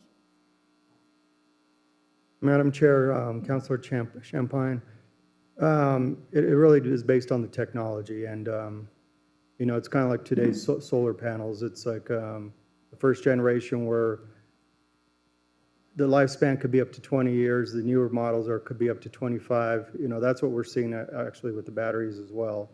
And it is an emerging technology, and as the years go by, the technology will just continue to get better. Councilor Rogers. Thank you, Madam Chair. Just have a couple of questions about, I asked last time about Homeland Security concerns for the battery storages, and just, I received some guidance from Homeland Security, and so just wanted to know how are we securing and protecting these energy storage units? Madam Champagne, or I'm sorry, I'm very nervous. Please excuse me. Madam Chair Bassan, Councilor Rogers, thank you for your patience. We'll say thank you for the question. For the Homeland Security aspect of it, PNM does take that very seriously. We already have safeguards in place that protect our existing infrastructure, and that would just go into whatever energy storage we add. The existing includes, the 8 to 12 foot perimeter security walls, motion activated interior lighting, cameras monitored 24/7, locks on all equipment, and then of course cybersecurity safeguards. And because this is a public forum, I can't get too big into the details on that. Okay, thank you, Madam Chair. Just a couple more questions. And I think I would need fire for these, but just thinking of the hazmat, having a little bit of fire knowledge on hazmat, I think I'd like to ask questions about, do they have the hazmat resources that they need to be able to handle physical, thermal, electrical damage to the batteries that can cause what Homeland Security sent as thermal runaway reactions? Madam Chair Bassan, Councilor Rogers, again,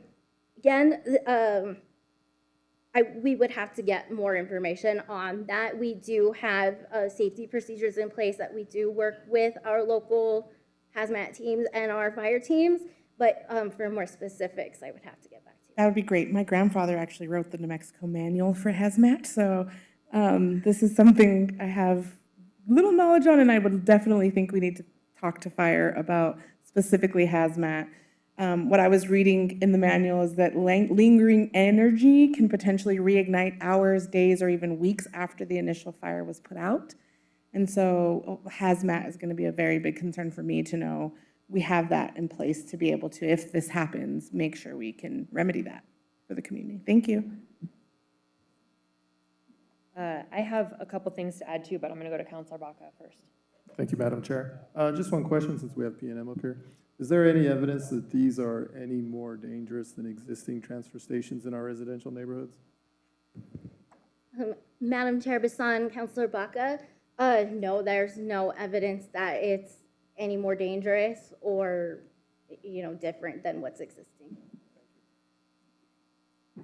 Thank you. I want to add a couple things on here. So I would like these to happen, but I want them to happen on different terms. There's a lot of, I don't knows, we got to get back to you. AFR hasn't responded. Like, that's not how we should be making decisions safely for the community, especially if we're supposed to answer questions on protecting them while also providing, on that acre of land, we need more housing, but eventually with more housing, who's going to be the one to serve the electricity to it? I mean, they both go hand in hand, but we have to make sure that we're doing our due diligence. And so I would ask that the amendment sponsor, would you be willing to change your motion to without recommendation so that this can still be heard when this goes to eventually, either if we defer it at this meeting or if it goes to full council without recommendation, we will still have more commentary on it and we can get more answers. Ms. Ronquillo? Madam Chair, just to clarify, if the intent is that we do not vote on this amendment tonight, Withdraw? we would just withdraw the motion. Okay. The maker of the motion and the seconder would have to agree to that, and then we could discuss it at full council. So I would ask then if you would be willing to withdraw it and then bring it back when we discuss the IDO at full council so that we can discuss this and hopefully get a lot more answers to make an educated decision on how to proceed with this. Again, I recognize the importance. I want to support it, but as it stands right now with all of these unknowns, I wouldn't be able to do that tonight. Madam Chair, yes, I'm willing to withdraw. Make the motion And to can you withdraw. remind me, Grout, Councilor Grout? would Yes, you- and Okay. I would also second that. I like that idea a lot. Okay, so that motion amendment number 6 has been withdrawn. And we are going to move on to amendment number 7, Councilor Rogers for Councilor Pena. Thank you, Madam Chair. Amendment 7 is amending front yard walls and fences for residential areas. On page 328 of the IDO EPC red line of the IDO Annual Update 2013, 7D3A, add a new subsection with the text as follows, renumbering subsequent subsections accordingly. One for low-density residential development, the maximum height for a wall in the front yard or street yard is 5 feet if all of the following requirements are met. A, the wall is not located in a small area where taller walls are prohibited pursuant to subsection 3 below. B, view fencing is used for portions of a wall above 3 feet. Or C, the wall is set back at least 5 feet and the setback area is landscaped with at least 3 shrubs or 1 tree for every 25 feet along length of the wall. On page 329 of the IDO EPC redline, the IDO Annual Update 2023, revise the first row to text under view fencing as follows. We're removing 10 feet to 5 feet from the lot line abutting the street. And I'll stand motion. You want to move? I would move for approval. A do pass? Thank you, do pass. Okay, there's a motion for a do pass. Is there a second?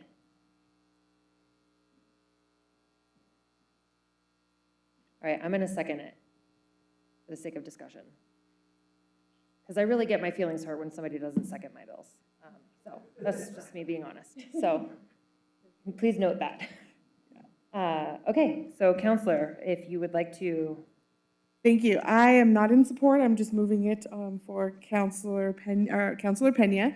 And so the amendment proposes to allow 5 feet walls in the front yard without requiring a special hearing if they are set back 5 feet to provide additional accommodation for pedestrians along the sidewalk, and if view fencing is used above 3 feet to ensure eyes on the street and follow crime prevention through the environmental design principles. And I stand for questions. Counselors, any questions or comments? Counselor Champagne.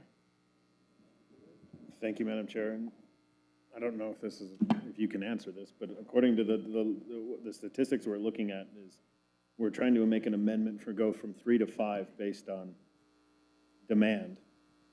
But looking at these numbers, it says that 159 cases were brought forth in 21, 104 in 22, and then 100 in 23. And again, 91% were approved, 75, and then 90 were approved. So we're trying to make an amendment for citywide for 100 people. You're correct. I can't answer that question. Director Montoya, or is somebody here from administration that can answer that question? Madam Chair, this is the first we see the amendment, but Mr. Varela is here, or staff from the planning department that can answer that question for you. This is the first you've seen the amendment for front yard walls? The one here, the one that was changed, yes, that I saw anyway. I'll let Okay. Mr. Varela address it. I see Director Varela too. Okay, perfect. Thank you. The cases that you're referring to are the people who took it up. It's not everybody who wants them. Those are the people who went through all of the hoops and came forward in order to request that. But we do regularly get inquiries. People do want these, and this is a policy decision for council, but we are actually in favor with the compromises that have been built into the bill. You know, we were hearing for the first year or two was, I don't want to walk down a mud canyon, et cetera, and very interesting comments like that. Well, we moved it 5 feet back. People saying people are going to hide behind these. The top 2 feet are view fence. You can see through them. And so those don't take the case. That's not the case to where people are going to hide behind it and you can't see them. Same thing as a 3-foot wall right now. You can hide behind that just as easily. And so we continually hear from people who are generally afraid to come forward because of the attacks they get, saying that they would like the city to allow them to do this on their private property. Thank you, Director. Councilors, any other questions or comments? Mr. Salas. Counselor Baca? No. Counselor Champagne? No. Counselor Grout? No. Counselor Rogers? No. Chair Bassan? No. Fails 5-0. Amendment number 8 is Counselor Baca. Madam Chair, thank you. This is Amendment 8, landscape applicability. On page 299, section 56B, applicability revised as follows. I won't go into that as it is on the board. However, I will explain it. This amendment proposes to increase the instances when landscaping would be required for existing developed properties. The amendment reduces each of the thresholds by 20%. As an urban area, Albuquerque experiences an urban heat island effect, and landscaped areas can significantly help reduce that effect. I move do pass. Councilors, there's a motion for Amendment 8. Is there a second? Second. There's a second from Counselor Rogers. Any questions or comments, councilors? I want to make sure to point out that this changes, this amendment does change construction of a new parking lot containing 20 or more spaces rather than the original proposed 25. And for non-residential development by which 2,000 square feet or more, whichever is less, are changed in this, plus the $400,000 change from $500,000. So I think that that's to tighten it up, yeah. Any other questions, comments? Staff? Good? Okay. Mr. Salas. Counselor Baca? Yes. Counselor Champagne? No. Counselor Grout? No. Counselor Rogers? Yes. Chair Bassan? No. That fails 2-3.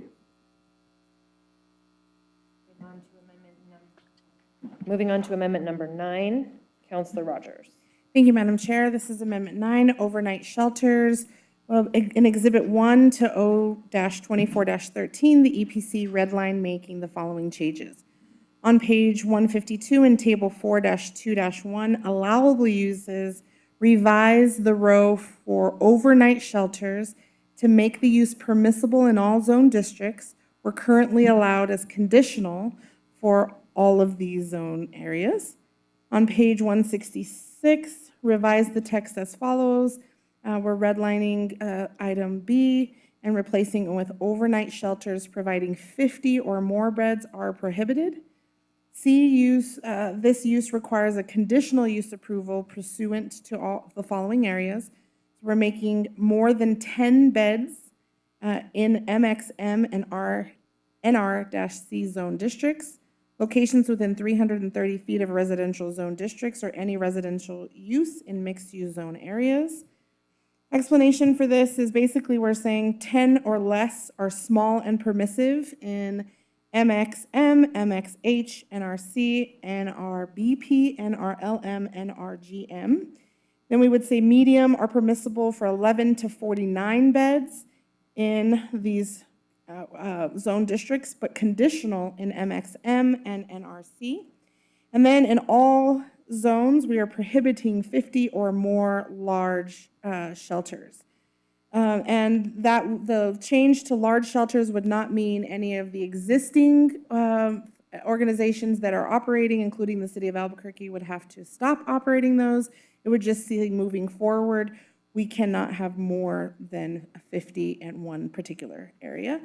And I think personally, that's just for me because I do not think we're doing it well with over 50 people. We cannot end the cycle of homelessness with 700 people in a like, let's say West Side Shelter, for instance.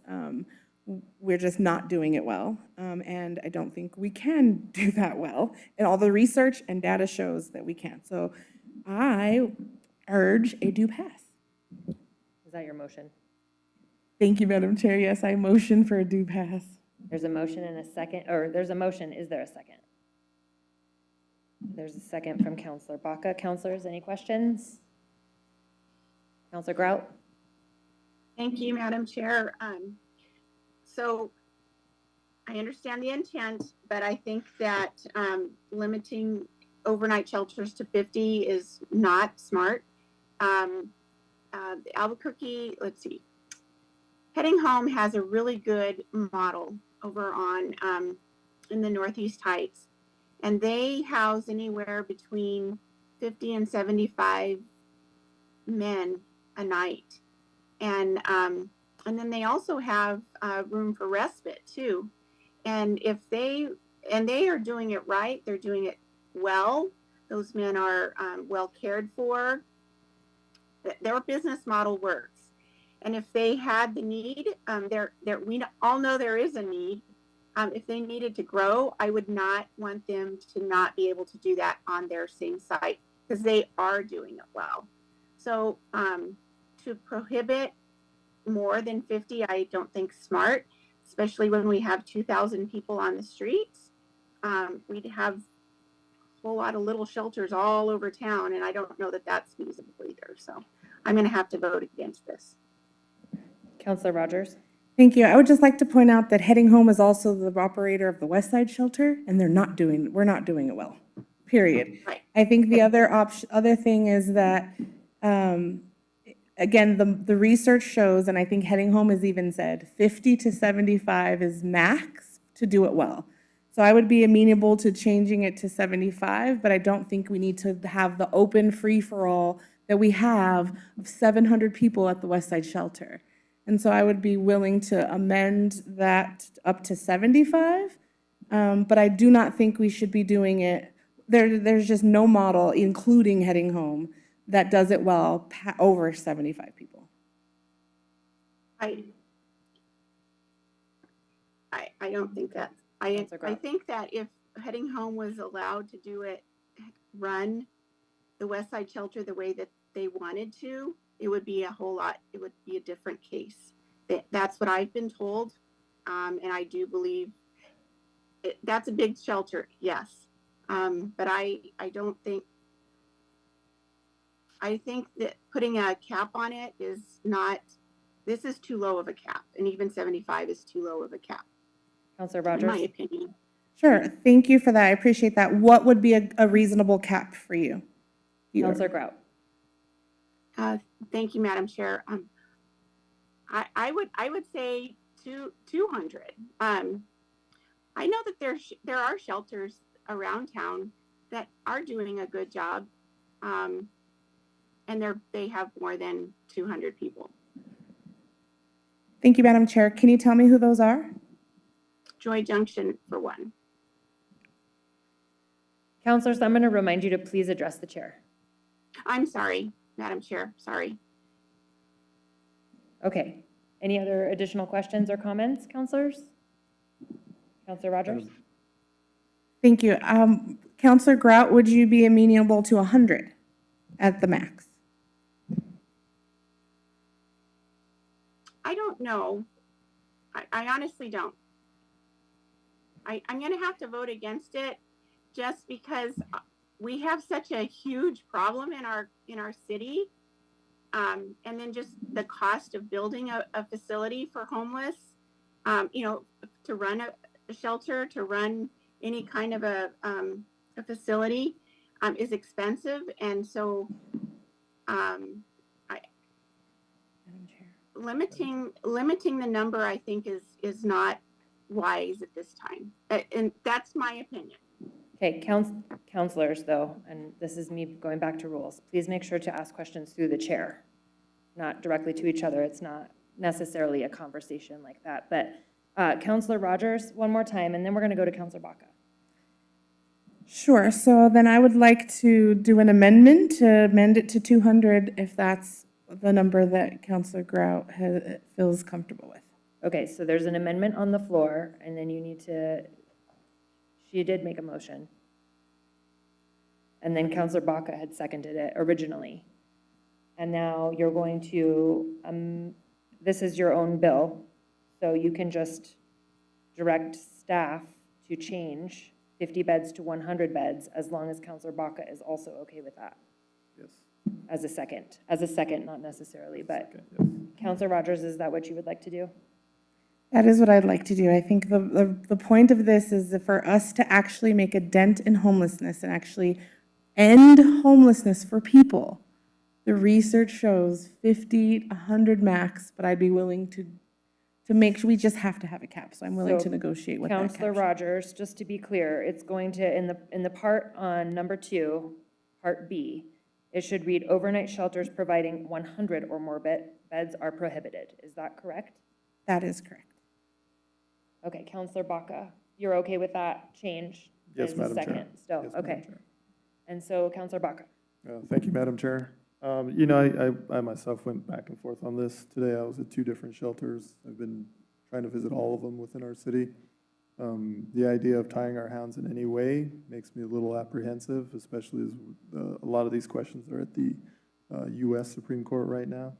Simultaneously, this bill does allow for smaller and medium-sized shelters in a way that currently we don't have. And with the amount of people out there, everything, we need all of the above. I hate to use that term, but so with the raise to 100, I'm very good with this. So, thank you. I have a question. Is there a map now for the locations that these would be allowed? At the last LUPS meeting, I had asked, and I was told that we would get a map of kind of showing what that looks like. Chair, counselors, I do have a map and I can share my screen.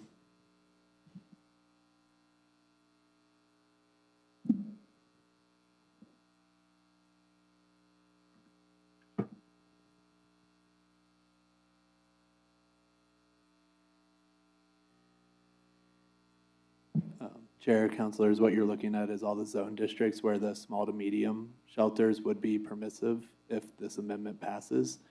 As a reminder, or not as a reminder, but also as part of this amendment, a shelter would have to go through the conditional use process if it is within 330 feet of a residential zone district or residential use within MX zones. And Mr. Cox, this does not necessarily show available properties. This just shows all properties within the city of Albuquerque that would have that zoning, correct? Chair, counselors, you are correct. And I imagine it's an immense workload to find out which of those are potential available properties. Chair, counselors, it may go to door knocking if that's where we go. Believe me, I'll save door knocking for other purposes. Appreciate it. Counselor Champagne. Mr. Cox, the map shows Arroyo del Oso Golf Course. that is colored in, so the golf course could put up a structure? Chair, councilors, this shows the underlying zone district of that Okay. area. And so what it does not bring on is the existing use. And Okay. so. I just wanted clarification on Definitely, that. yeah. Because Tanawon's there, I think Fort Hills is there, and the It'd golf be- course, it'd be a okay. crazy obstacle, for sure. Very, yeah. yes. Okay, counselors, any additional comments or questions? Counselor Rogers? Or, wait, Counselor Champagne? And then we'll go to Counselor Rogers to close. Okay, the locations, it says in, getting old. It's at C, 6A2, it says locations within 300 feet of the residential zone districts or any residential mixed-use zone district. So it's allowed within a block there, there isn't, you currently have to put in request for it if it's that close, so we're getting rid of that request.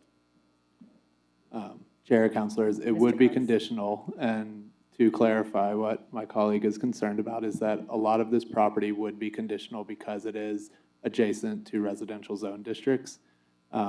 Basically, we would have to provide a buffer on this map, but when you look at the zoning district map, all that yellow zone, all of the yellow zones, the light yellow to dark yellow are residential zone districts, and so it would have to go through a conditional use process if it's within 330 feet of that.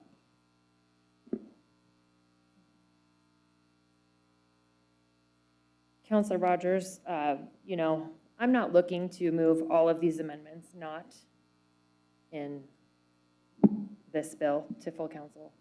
This is another one that has a lot of unanswered questions. And on the fly to go from 50 to 100 and expect one way or the other to be okay with it, I would hope that you would consider withdrawing it and bringing it back at full council so that more answers can be had and there can be more dialogue amongst the other councilors. Thank you, Madam Chair. I think for me, the research is clear. We are not going to make a dent in actually ending homelessness for people if we're housing folks in a mass amount of, like we are at the West Side Shelter, even Joy Junction. I don't agree that Joy Junction, I'll save my personal opinions. But also, I have to say that the majority of services and housing for unsheltered folks really is in District 6. And we also need help. I have to say that publicly. We need other places to help with this, with shelters.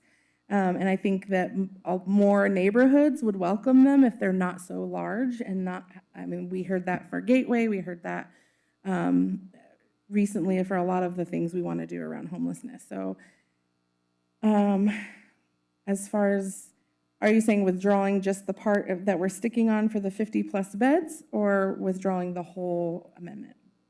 Right now, Counselor, you have a motion for a due pass, and we can vote on that. Or you can, I'm wondering if you would consider withdrawing this amendment altogether tonight and then moving it as a separate amendment when we hear the IDO bill at full council. Madam Chair, I would be okay with that. So you're We okay can with work withdrawing? through, we can And work then through it. and then Counselor Baca, are you okay as the person that seconded? Okay, so we're gonna withdraw amendment number 9 and move it, well, they can move it at full council later if you all want to, and we can work on it that way. Counselors, I would like to make a motion for reconsideration on amendment 8. Is there a second? Second? There's a second from Counselor Rogers. Amendment 8 is landscaping applicability.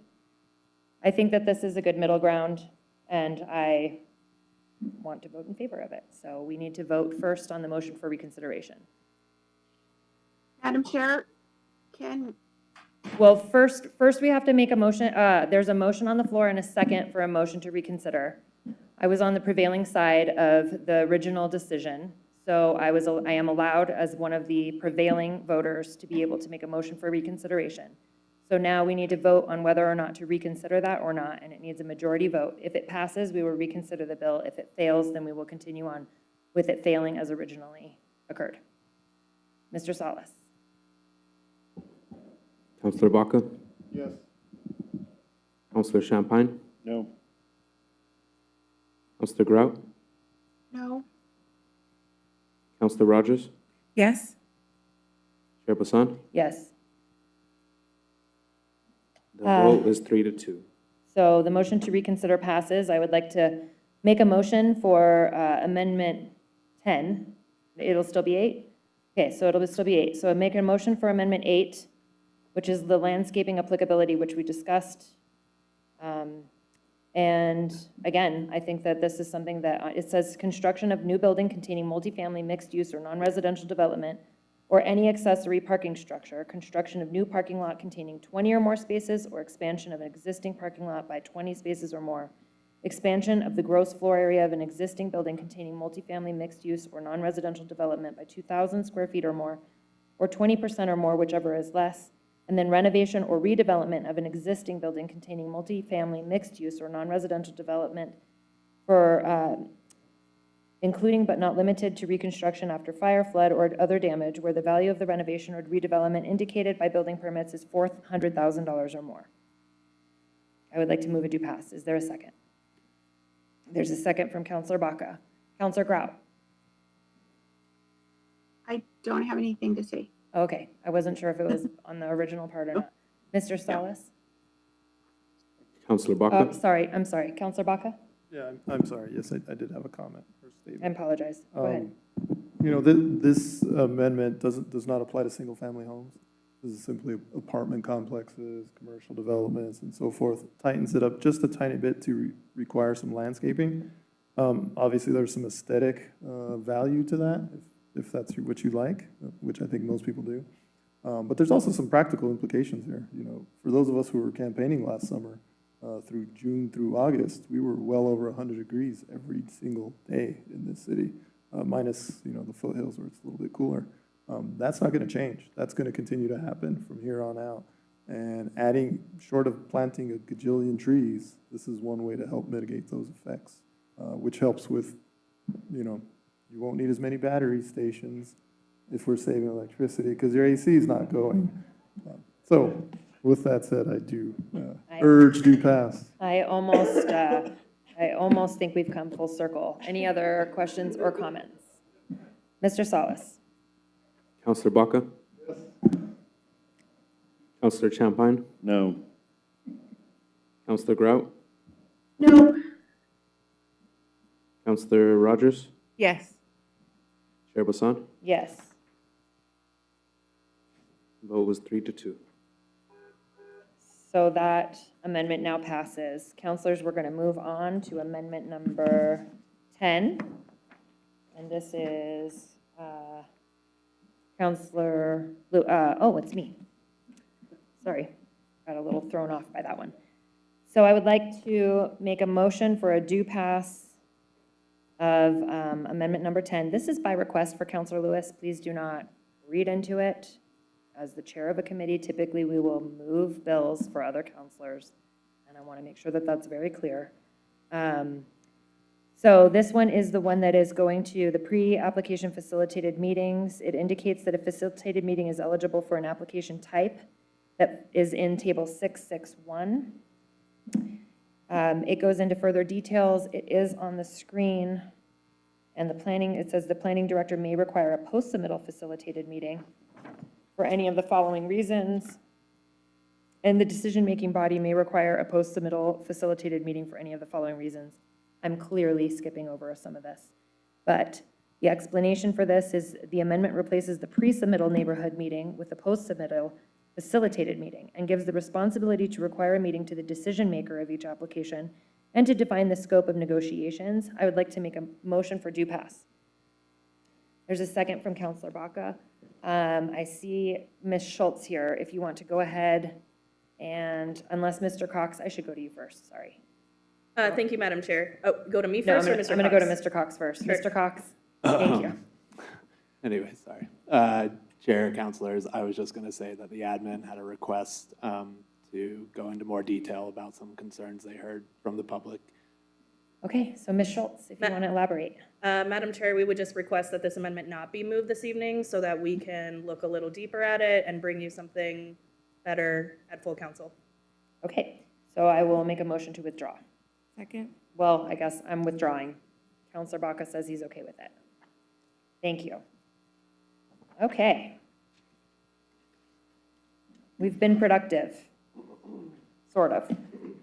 Counselors, we are on the final bill as amended. This is 013, no, yeah, 013, as amended multiple times. Are there questions or comments about the overall bill?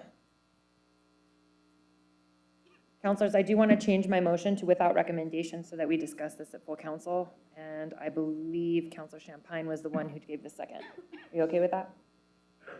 So there is a motion for without recommendation on 013 as amended multiple times. Mr. Salas. Counselor Baca? Counselor Champagne? Yes. Counselor Grout? Yes. Counselor Rogers? Yes. Chair Bassan? Yes. Passes 5-0. Counselors, moving on, we're going to go to agenda item E 011. This is again for Counselor Lewis by request. Okay.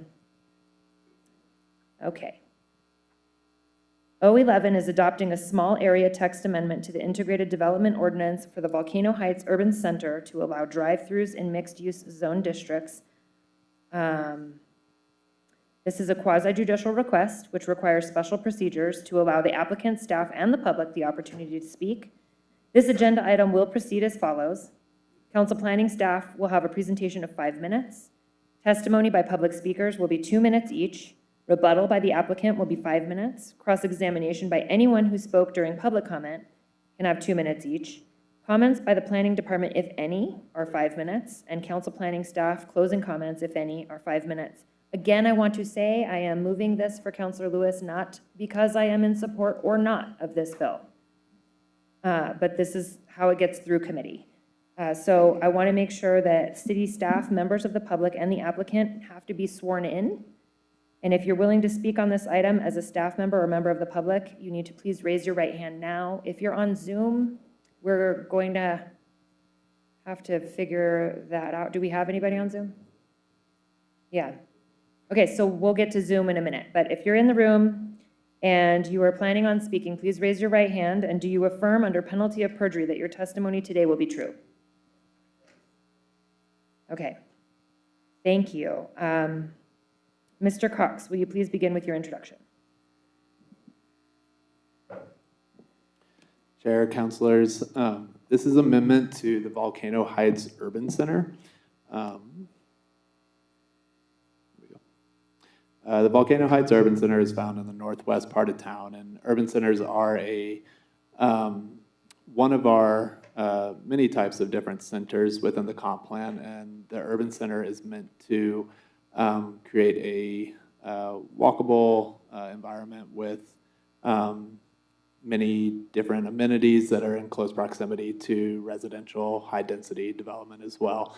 The Volcano Heights Urban Center has not seen much development up until this point, and one of the concerns we have heard is a prohibition on drive-throughs in the area. And so this amendment would remove that prohibition on drive-throughs within the mixed-use zone districts found in the Volcano Heights Urban Center.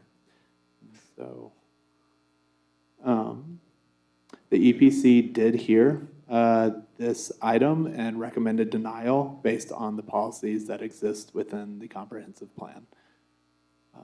That is the only change being considered for this item, and I am here for any questions you may have. Thank you. Thank you, Mr. Cox. We will move on to testimony from public speakers.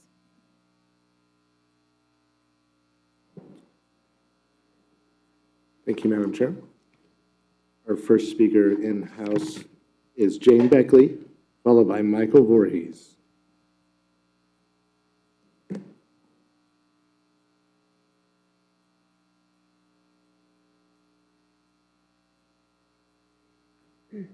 Madam Chair, councilors. 02411 begins by acknowledging applicable goals and policies of the ABC Comp Plan for the Volcano Heights Urban Center, but then proceeds to remove a prohibition on drive-through establishments, putting forth a bogus argument that this prohibition effectively prevents development of the VHUC and inconveniences residents of nearby neighborhoods. The prohibition does not prevent development in mixed-use zones. It does not prevent drive-throughs in the NRBP zone, which, as you can see, extends considerably around the intersection of Unser and Paseo. The parcels zoned mixed use are closer to the monument and its surrounding area and to already developed residential areas. They are available for development for a wide variety of uses, which are entirely consistent with the comp plan. No doubt, some property owners would like to build a Starbucks or a McDonald's or a car wash. That is precisely and completely inconsistent with the comp plan's intent, which ends with the following. Its intent is to create a vibrant, walkable district with an identity, character, and sense of place inextricably linked to the volcanic landscape. The comp plan is not an aspiration to be ignored because someone wishes to develop property differently. Both planning staff in their staff report and the EPC supported denial of O2411. We in Santa Fe Village respectfully request that you recommend a do not pass. In other words, recommend denial. Thank you very much.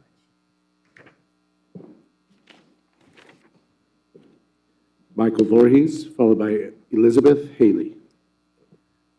So I testified a month ago about this one.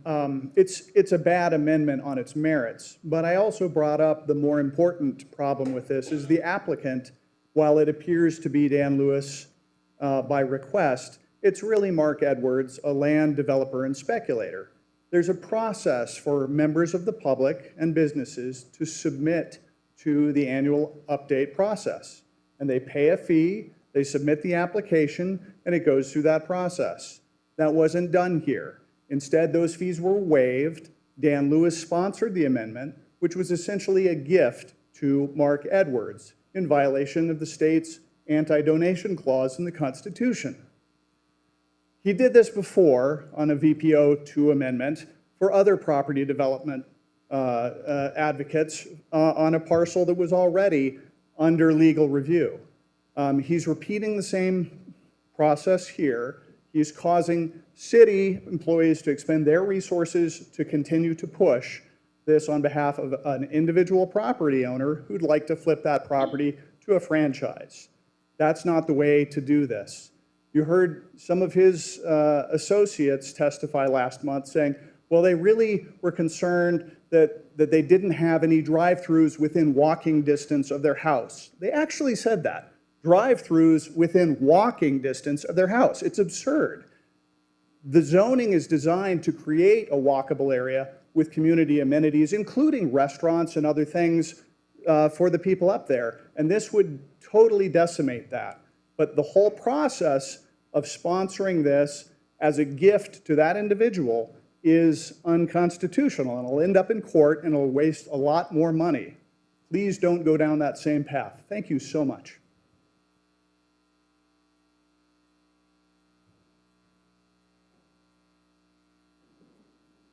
Elizabeth Haley, followed by Renee Horvath.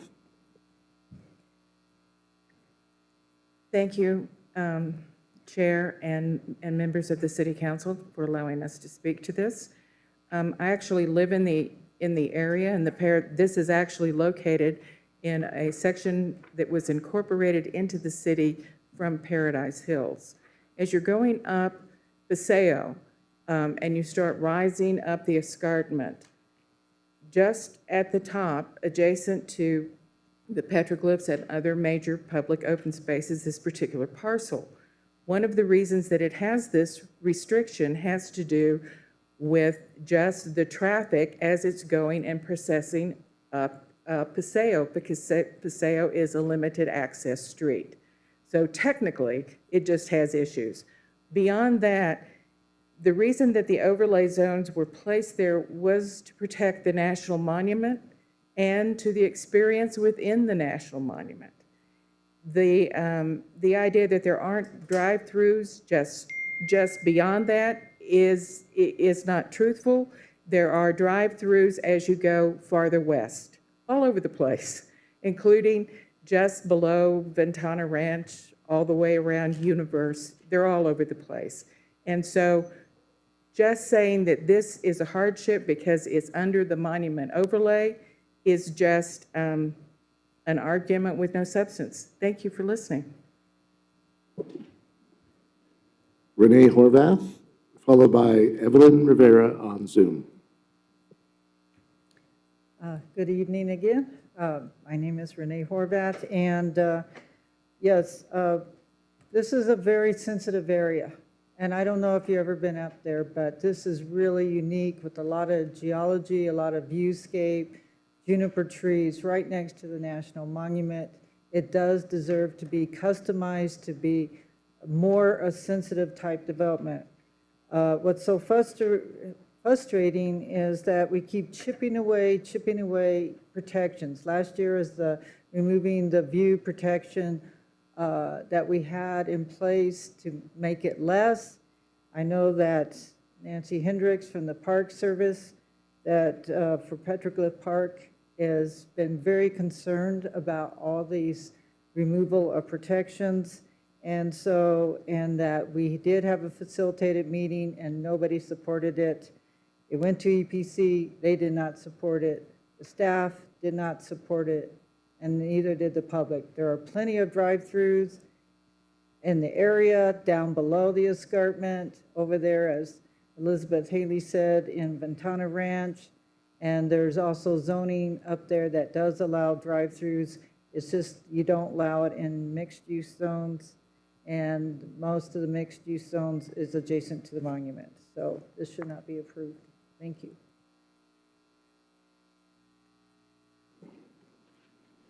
Evelyn Rivera, followed by Daniel Regan.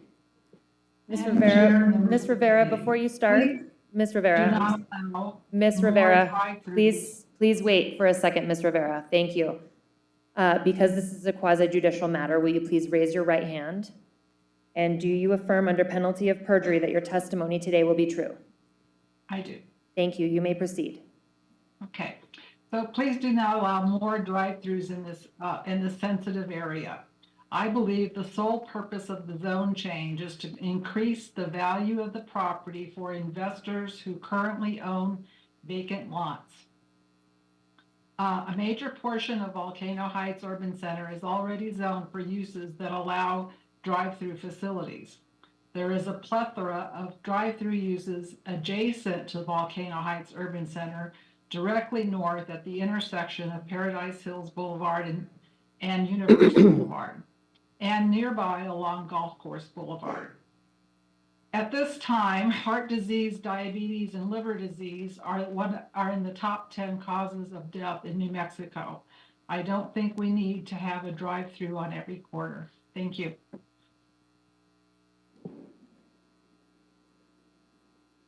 Daniel Regan, followed by Nancy Hendricks. Mr. Regan, before you start, will you please raise your right hand? And do you affirm under penalty of perjury that your testimony today will be true? As true as I know it. All right, Mr. Regan, please proceed. Let me clear my screen here. Chairperson Bassan and LUPS members, the VHUC matter. I sincerely hope that each of you are aware that there is a fact pattern involved with the Volcano Heights UC that is most similar to the VPO-2 matter. The developers in each of these different matters are different, but the fact pattern of who put it forward in the name of who, and that the city staff produced the 285 pages of documentation for this item, when those should have been produced by the developer.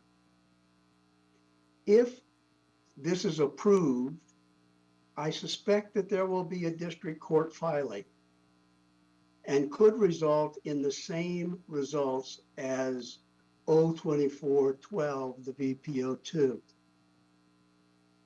I recommend that it is not a good thing for the city council to knowingly vote to use more taxpayer dollars for lawsuits that should not have to be filed. And you've already got one on your hands that was filed. Thank you. Nancy Hendricks, followed by Mark Edwards. Ms. Hendricks, before you begin, will you please raise your right hand? And do you affirm under penalty of perjury that your testimony today will be true? I do. Thank you. You may proceed. Thank you, Chair. Thank you, council members, for this opportunity to speak with you again. This proposed change will reduce the protection for the monument and is in conflict with the comprehensive the comprehensive plan goals. I've spoken to you previously about why the monument is important to the city of Albuquerque, the nation, and the world. You all know the history and why the monument is in place. It was a grassroots effort by members of the public officials like yourselves, and the area tribes in the 1980s to preserve a very special place, protecting more than 20,000 petroglyphs, 350 archaeological sites, and the views to and from the volcanoes, the sandias, and the canyons and mesa tops within the monument. The entire area of the West Mesa is a cultural landscape considered sacred by 29 tribes and pueblos across New Mexico and around the Southwest. The West Mesa has numerous opportunities already for drive-throughs and groceries in place. For example, from the Ventana Ranch area, there's numerous drive-throughs located on Universe, which is less than a mile from parts of Ventana Ranch. There's Walgreens, there's Blake's, Taco Bell, there's a Dion's. Walmart and Smith's are less than 4 miles away off Golf Course, very convenient, and both have pickup options for shoppers. Putting drive-throughs north of Paseo and east of Unser in the Volcanoes Cliff area would not save the shopper more than a mile of travel. Are we really talking about changing the zoning requirements to save a mile? The West Mesa is unique. Petroglyph deserves protection. Don't change the unique character of the area adjacent to the monument at Piedras Mercados Canyon to allow drive-throughs. Please, this proposed amendment would detract from the cultural landscapes of the West Mesa and Petroglyph National Monument. It's in conflict with the comprehensive plan goals. Please deny this request. Thank you. Mark Edwards, followed by John Edward. Mr. Edwards? Yes. Oh, thank you. I see your right hand. Do you affirm under penalty of perjury that your testimony today will be true? I do. Thank you.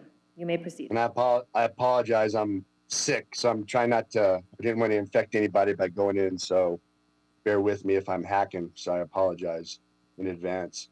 So I'm a longtime resident of Ventana Ranch, 25 years, right? I'm also a real estate broker.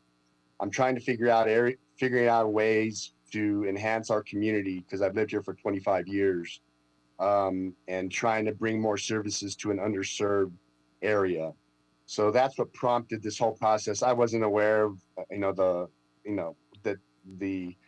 the process, a formal process you need to go through. So blame that on my naivety, and if people wanted to question that, so be it. I can't help what they think. But at the end of the day, we do need services here. We did circulate a petition, both written and online, and got over 100 signatures over the last month from residents and or workers in the Volcano Heights area and or the surrounding area. And I'd call those people stakeholders. They are constituents, they're people that live here, they're people that are directly impacted by what is happening in the Volcano Heights area. So I question some of I'm not questioning everyone's comments that is opposing it, but I do question, if there's no direct stakeholder with this property, how their comments are valid. But, from that standpoint, I think, I can't help with what is eventually passed. But that was the spirit of how everything began in terms of just trying to make our community better, have more services. because we do know that as a real estate broker, that bringing additional retail services will likely bring a grocer to the area, which is much needed. You guys talk about walkability. They talk about infrastructure, NRBP zone property that is developable for drive-throughs, but there's no infrastructure, and it's going to take Thank you, years, Mr. as it has Edwards. to this point, to get that portion developed. Thanks. John Edward, followed by Federico Crosby. Mr. Edward, before you begin, will you raise your right hand? And do you affirm under penalty of perjury that your testimony today will be true? And you are on mute. You are on mute. But do you affirm under penalty of perjury that your testimony will be true? You couldn't hear me either. Yes, I do. Thank you. So we're actually a landowner. There's no relationship between me and Mark, even though we played Little League Baseball against each other. I would like to bring forth this idea of evolution. And if you take a look at any of the urban centers within Albuquerque or any other urban centers, which this area is the designated area of an urban center, the tallest building doesn't get built when the town opens up as a town. And so there's usually evolutionary uses. Property gets changed and the uses get changed over time. And to that extent, as an urban center, the walkability doesn't always occur immediately anyway, because you have to have a critical mass of a certain number of buildings and uses for that to happen. I support the walkability. I mean, we've been working on a plan out in that area since 2002. At one time, the area was supposed to have 3 times the density and build out that it does now. And so what I believe is that you need small catalysts along the way. They're going to be widening Paseo and Unser to the extent that much of the NRBP is going to be consumed by the right-of-way of the widening of the road. And I think that that's an important consideration to take on. In some cases, there are areas in that area that are,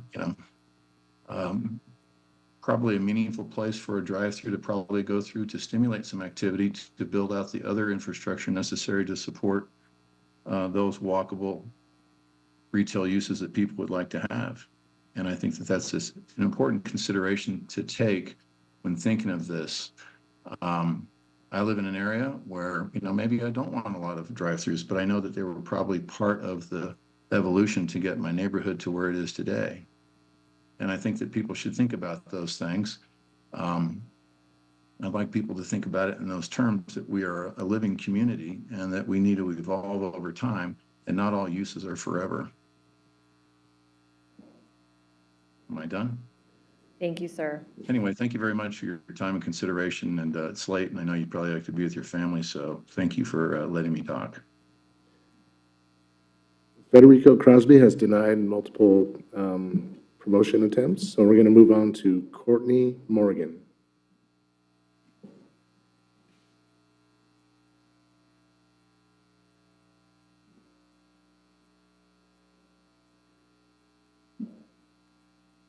Good evening. Before you begin, will you please raise your right hand? And do you swear under penalty of perjury that the testimony you give tonight will be true? Yeah. Thank you. You may proceed. So I work for a senior center in the area, and I work with a high volume of senior participants. We are growing more and more. In less than a year, we have gone from 20 members to about 60 members. The members would appreciate a short commute to stores they need and more opportunities of restaurants they could easily get to. An overall growing area would make more job opportunities for all ages and continue to help families, friends, and neighbors. I understand that there's a Walmart or a Smith's like pretty close to us, but that's in one direction. What about the other direction? We need something that's easy access for everyone. Thank you.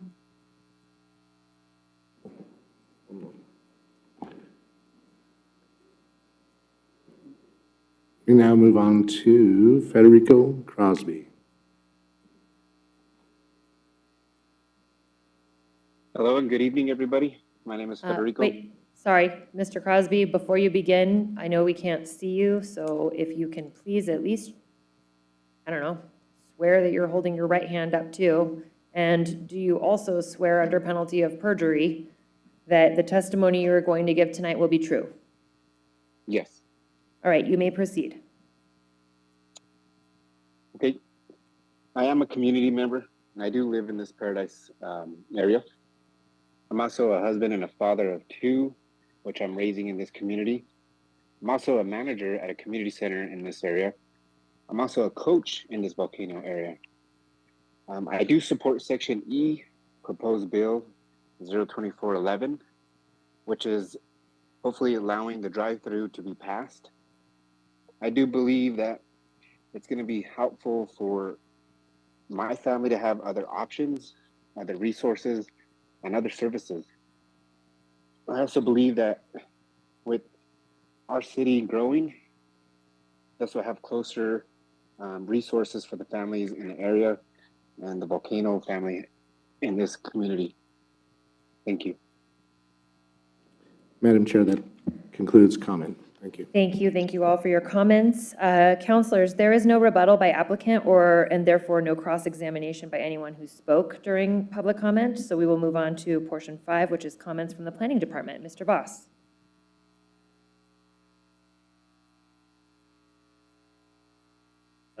As Mr. Cox mentioned, and you heard in some comments, your Environmental Planning Commission heard this case and on February 15th voted for a recommendation of denial.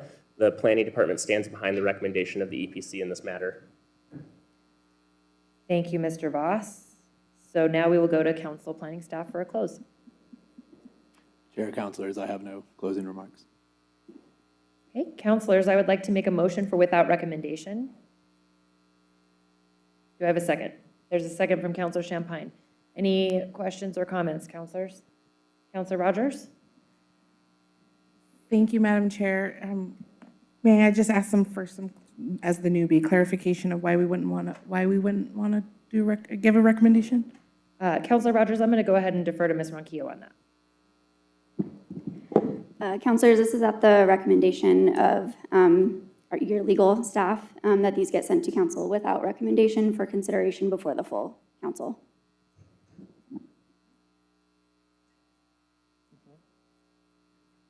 Councilors, any other questions or comments? All right. Mr. Salas. Councilor Baca? Councilor Champagne? Yes. Councilor Grout? Yes. Councilor Rogers? Yes. Chair Bassan? Yes. Passes 5-0. Councilor Rogers for 012, agenda item F.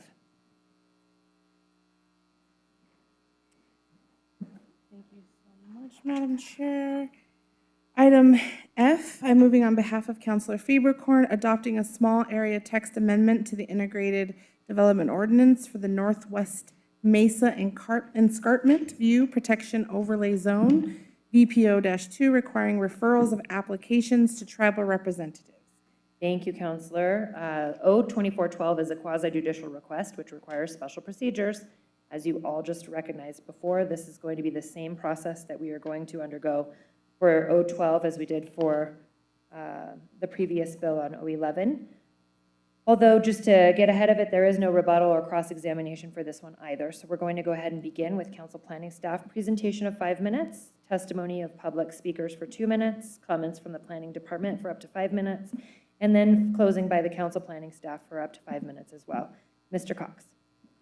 Chair, councilors, thank you. This is 02412.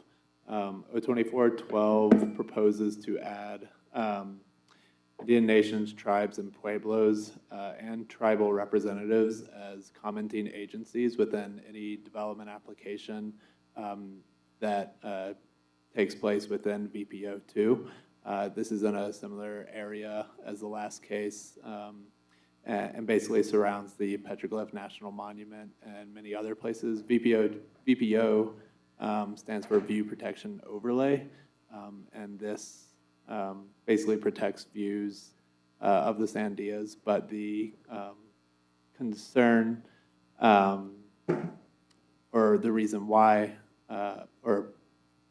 this amendment is being proposed is because the Petroglyph National Monument generally contains culturally significant land as designated by the National Monument, and concerns about culturally sensitive parts of land outside of the monument as well. This was recommended as a denial at EPC. Within the red line draft of the IDO annual update coming from EPC, there was an approved amendment that would put tribes, representatives, pueblos as commenting agencies for any development taking place within 660 feet of major public open space, tribal land, and tribal land. The other part of this is that it would give the opportunity for the tribes to look at any archaeological studies or certificates, if so please. This does give the tribes 15 days to provide comment for any development application. I am here for any questions you may have. We're going to move on to public speakers. However, for the record, I want to say that Councilor Grout is now excused. So we will have the same process for public comment. City staff, members of the public, and the applicant must be sworn in. If you will be speaking on this item and are in the room, please raise your hand. Do you swear under penalty of perjury that your testimony will be true? Okay, thank you all very much. And then we'll make sure to swear everyone in on Zoom when we get to that as well, but thank you. So, Mr. Cornelius. Thank you, Madam Chair.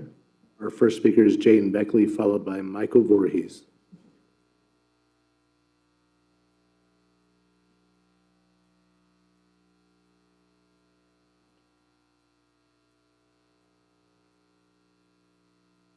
Thank you all again. Madam Chair and councilors, the arguments arrayed against the small area amendment to the VPO2 are among the most factually challenged in this year's IDO annual review process.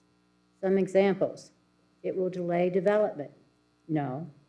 Tribal nations will have the same 15-day period to provide comment as any other commenting agency. It will give tribal nations veto power over applications. No. Quoting the IDO 6-4J, comments received after such a referral shall be considered with the application materials in any further review and decision-making procedures. It creates an added burden or cost for applicants. No, planning staff are responsible for making the referral. And finally, tribal nations are not residents or property owners in Albuquerque. This is arguably the most pejorative argument of all. Tribal nations have stewarded the land we consider Albuquerque for hundreds of years and maintain deep spiritual and cultural ties to the entire area, particularly the area within the VPO2. There is no factually accurate or ethical reason to oppose adding tribal nations to the list of commenting agencies for applications for development within the VPO2. This represents the minimum the city should do to ensure tribal engagement and recognition, and to, quote, honor and respect the enduring relationship that exists between these people and tribal nations. I'm quoting the City of Albuquerque website. We respectfully request a vote of do pass. And in closing, I really want to say, you all approved adding animal welfare agencies as commenting agencies. I'm all in favor of animal welfare, but really. Michael Voorhees, followed by Elizabeth Haley. Thank you, Chair Bassan and councilors. Albuquerque's comprehensive plan states, and I quote, "The Rio Grande Valley has been continuously inhabited for thousands of years and is home to several Native American communities. Albuquerque is situated between Sandia Pueblo to the north, Isleto Pueblo to the south, and Laguna Pueblo and Tohajali Navajo community to the west. Native American heritage has fundamentally shaped the area's cultural landscape and continues to make our community a unique place to live and visit. Pueblo and Native American cultures deserve to be preserved and perpetuated while advancing understanding by presenting the accomplishments and evolving history of Native people with dignity and respect." That's written in the comprehensive plan. Albuquerque also passed a law just a few years ago requiring that the city shall, quote, consult with tribal governments prior to taking actions that affect federally recognized tribal governments and shall assess the impact of city programs on tribal communities. That's in the Albuquerque Code for the Commission on Alaska Native and American Indian Affairs. And yet planning and zoning and the IDO completely ignore this. They're cut out, no requirement to talk to them on any of this. If the city wants credit for acknowledging the contributions Native peoples have made and still make to Albuquerque's cultural landscape, then allowing the Pueblos and tribes to be commenting agencies with at least the same status of animal welfare, and I support that as well, it's the bare minimum of respect. Opposing this amendment is to acknowledge that the city gives lip service to supporting Native Americans for marketing purposes only, but with no substance to back it up. Please do the right thing and recommend do pass on this amendment. Thank you. Elizabeth Haley, followed by Renee Horvath. Thank you for the opportunity to speak on this issue. My name is Elizabeth Haley. I'm a retired consultant for the Department of the Interior and Tribal Nations. One of the areas that was my area of expertise was land review, including providing congressional testimony to the House Resources Committee on the issue. This tribal consultation was one of the federal requirements that was in the originating documents for the Petroglyph National Monument. It continues to be necessary for almost any kind of funds that are funneled through state agencies, including roads money through the Interstate Highway Act. There are myriad numbers of reasons why you would need to do a tribal consultation. Having it just part of your process just makes sense.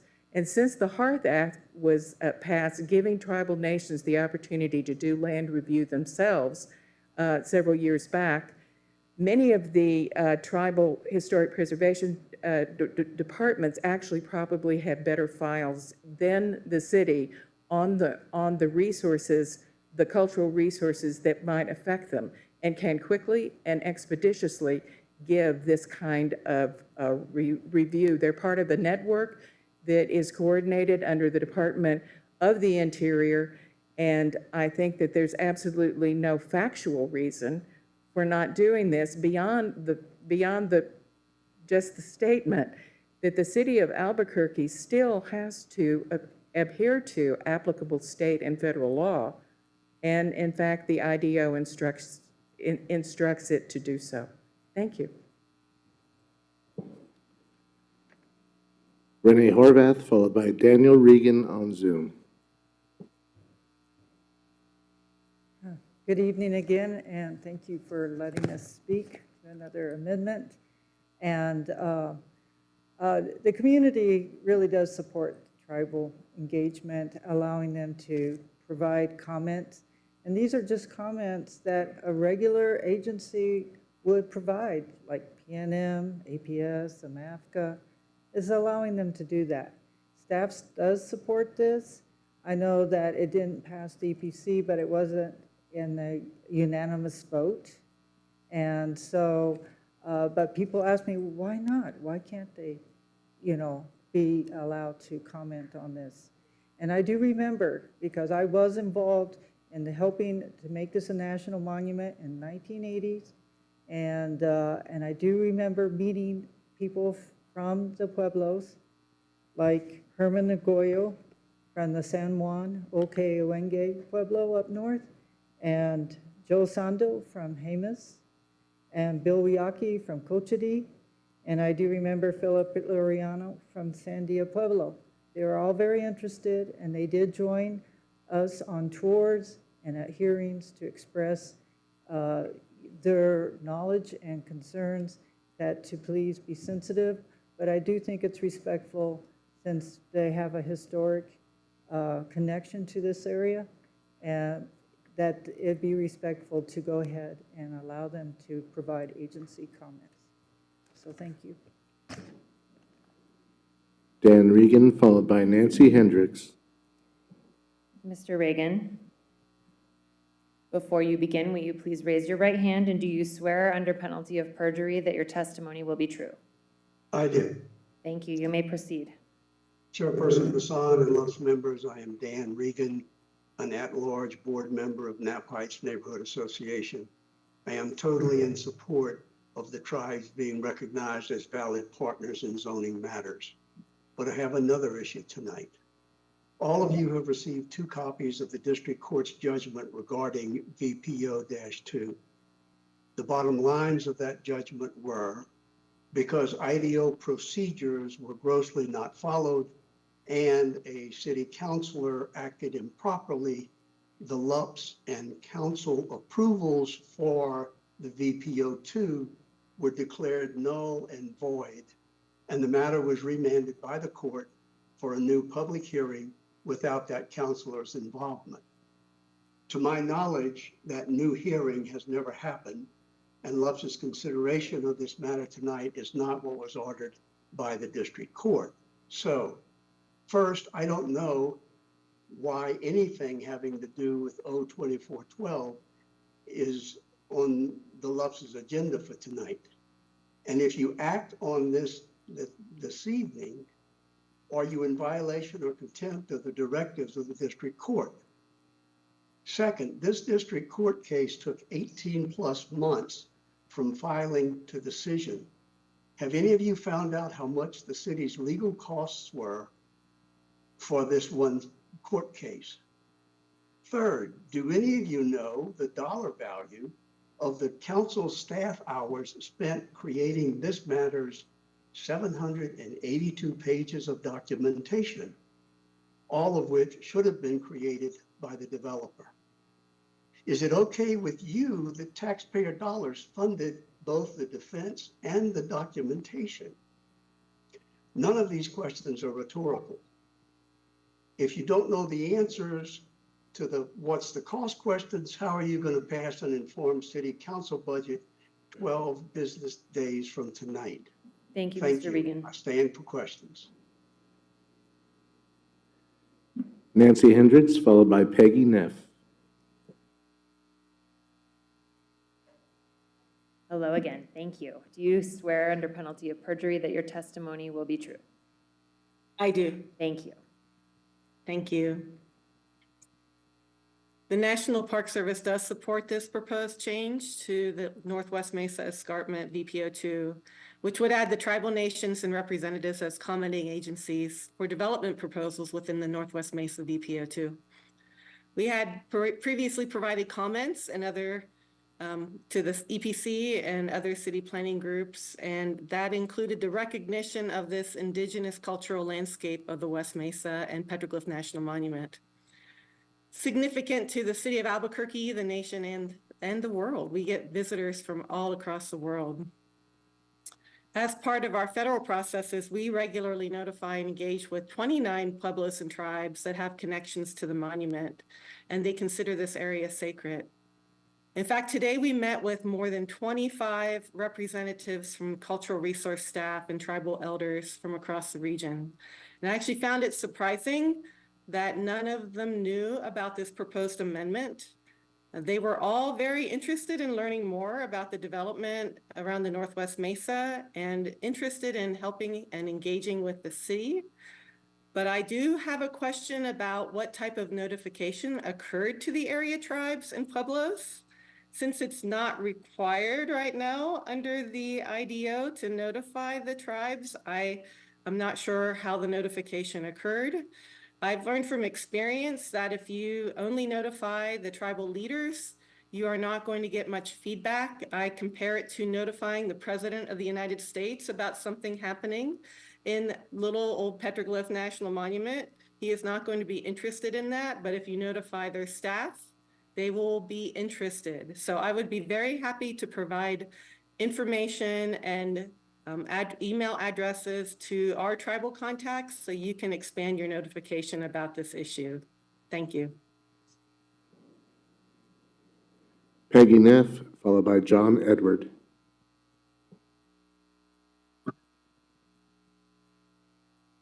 I do swear. Sorry, Ms. Neff. Sorry. adding my 2 Thank you. You're cents, like, come I- on, let's go. Yeah, So do you there's swear a under policy. penalty of perjury that that your testimony will be true? I do. Thank you. In fact, all I want to do is encourage you to lead us in the way of truth. This has to happen.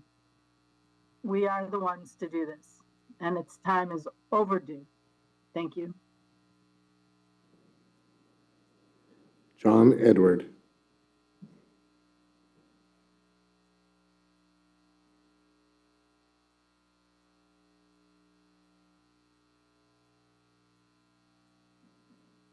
Mr. Edward. Hello again. Hello. Will you please raise your right hand, and do you swear under penalty of perjury that your testimony will be true? Yes, ma'am. Thank you.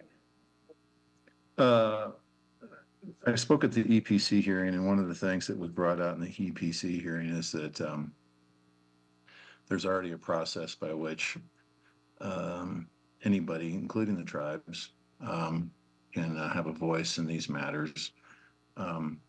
The other thing that was discussed is that that the tribes and the Petroglyph National Monument in some of these areas have long been included in much of the discussion about what was going to be planned and built in the area. I attended meetings going back to 2004 about this area and what the National Monument wanted. I think Renee Horvath and other people have testified to the fact that they've been involved in the planning of this area and the tribes. People have been informed. They can continue to be informed, and there doesn't need to be a special rule for that. I don't think we should be exclusionary, but I don't think that people should be elevated at a higher standard or class than that of other people within the community itself. And I think we all want to be treated equally and fairly. Madam Chair, that concludes comment. Thank you, Mr. Cornelius. We move on to the portion where there's comments by Planning Department. Mr. Voss, you get center stage. Chair and councilors, on this matter, the planning department doesn't have any further comment. Thank you, council staff, for closing. Council staff has no further comment. All right, so Councilor Rogers, do you have a motion? Yes, Madam Chair, I would like to motion that we move this with no recommendation to full council. Okay, there's a motion for no recommendation. Is there a second? I'll second it. That's okay. All right. Any questions or comments? Okay, Councilor Champagne. Thank you, Madam Chair. My simple question, and this was based off of some of the speakers. Tonight, the speaker pointed out that the tribal has all the same timelines and allowances that everyone else does. So it begs the question of why are we doing this? Mr. Cox? Chair, councilors, so right now you get notification if you are a property owner within a certain distance of a development, as far as like public notification. But as part of just a list of organizations and agencies that the planning department sends out, such as Albuquerque or public schools or animal welfare, tonight we would add the tribes to that automatic list of notification, and that it is a different designation than just notifying people. They are able to provide comment that will be part of the packet that comes back to the planning department at that time. And so, yeah, they're more or less, the tribes would be given the same designation as a department or a community organization rather than just a neighbor to a development. Councilor Champagne. Madam Chair, so when they advise that there's programs exist like within the federal guidelines or the state guidelines, those aren't just they're just not being followed, or are we making these new rules because we're not following them?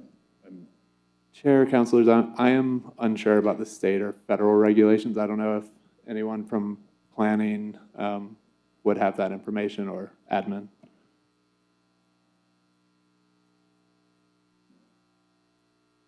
COO Montoya, anybody? Madam Chair, we are not prepared to answer that question, unfortunately. Okay, and then Mr. Voss? So the federal and state rules that were mentioned are for federal and state agencies that are doing their own projects, and they don't apply to land development projects like the IDO does. So this additional rule is specific to our land development procedures.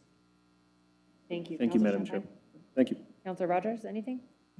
Thank you, Madam Chair. I just also want to point out, I think from steward of the land, that has always been the Native community. And so I think this just speaks to the city's affirmation that if we are moving that land, we should consult the stewards of that land. And so I think that's the fundamental basis for this, and that we have that in legislation through equity and inclusion. We have a tribal liaison, Terry Sloan, whose job is to make sure that the notifications go out so that they have the ability to weigh in when we're moving land. So I think that's just the basis of the history of why this is important. Thank you. Counselors, any other questions or comments? The motion is for without recommendation. Mr. Salas. Counselor Baca is excused. Counselor Champagne? Yes. Counselor Grout is excused. Counselor Rogers? Yes. Chair Bassan? Yes. Passes 3-0.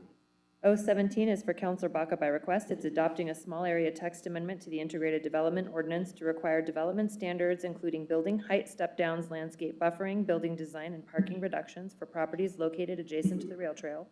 This is also a quasi-judicial request. I think everyone in here, and, well, almost everyone. There's new people online to speak for comments. So because this is a quasi-judicial request, we will have the special procedures.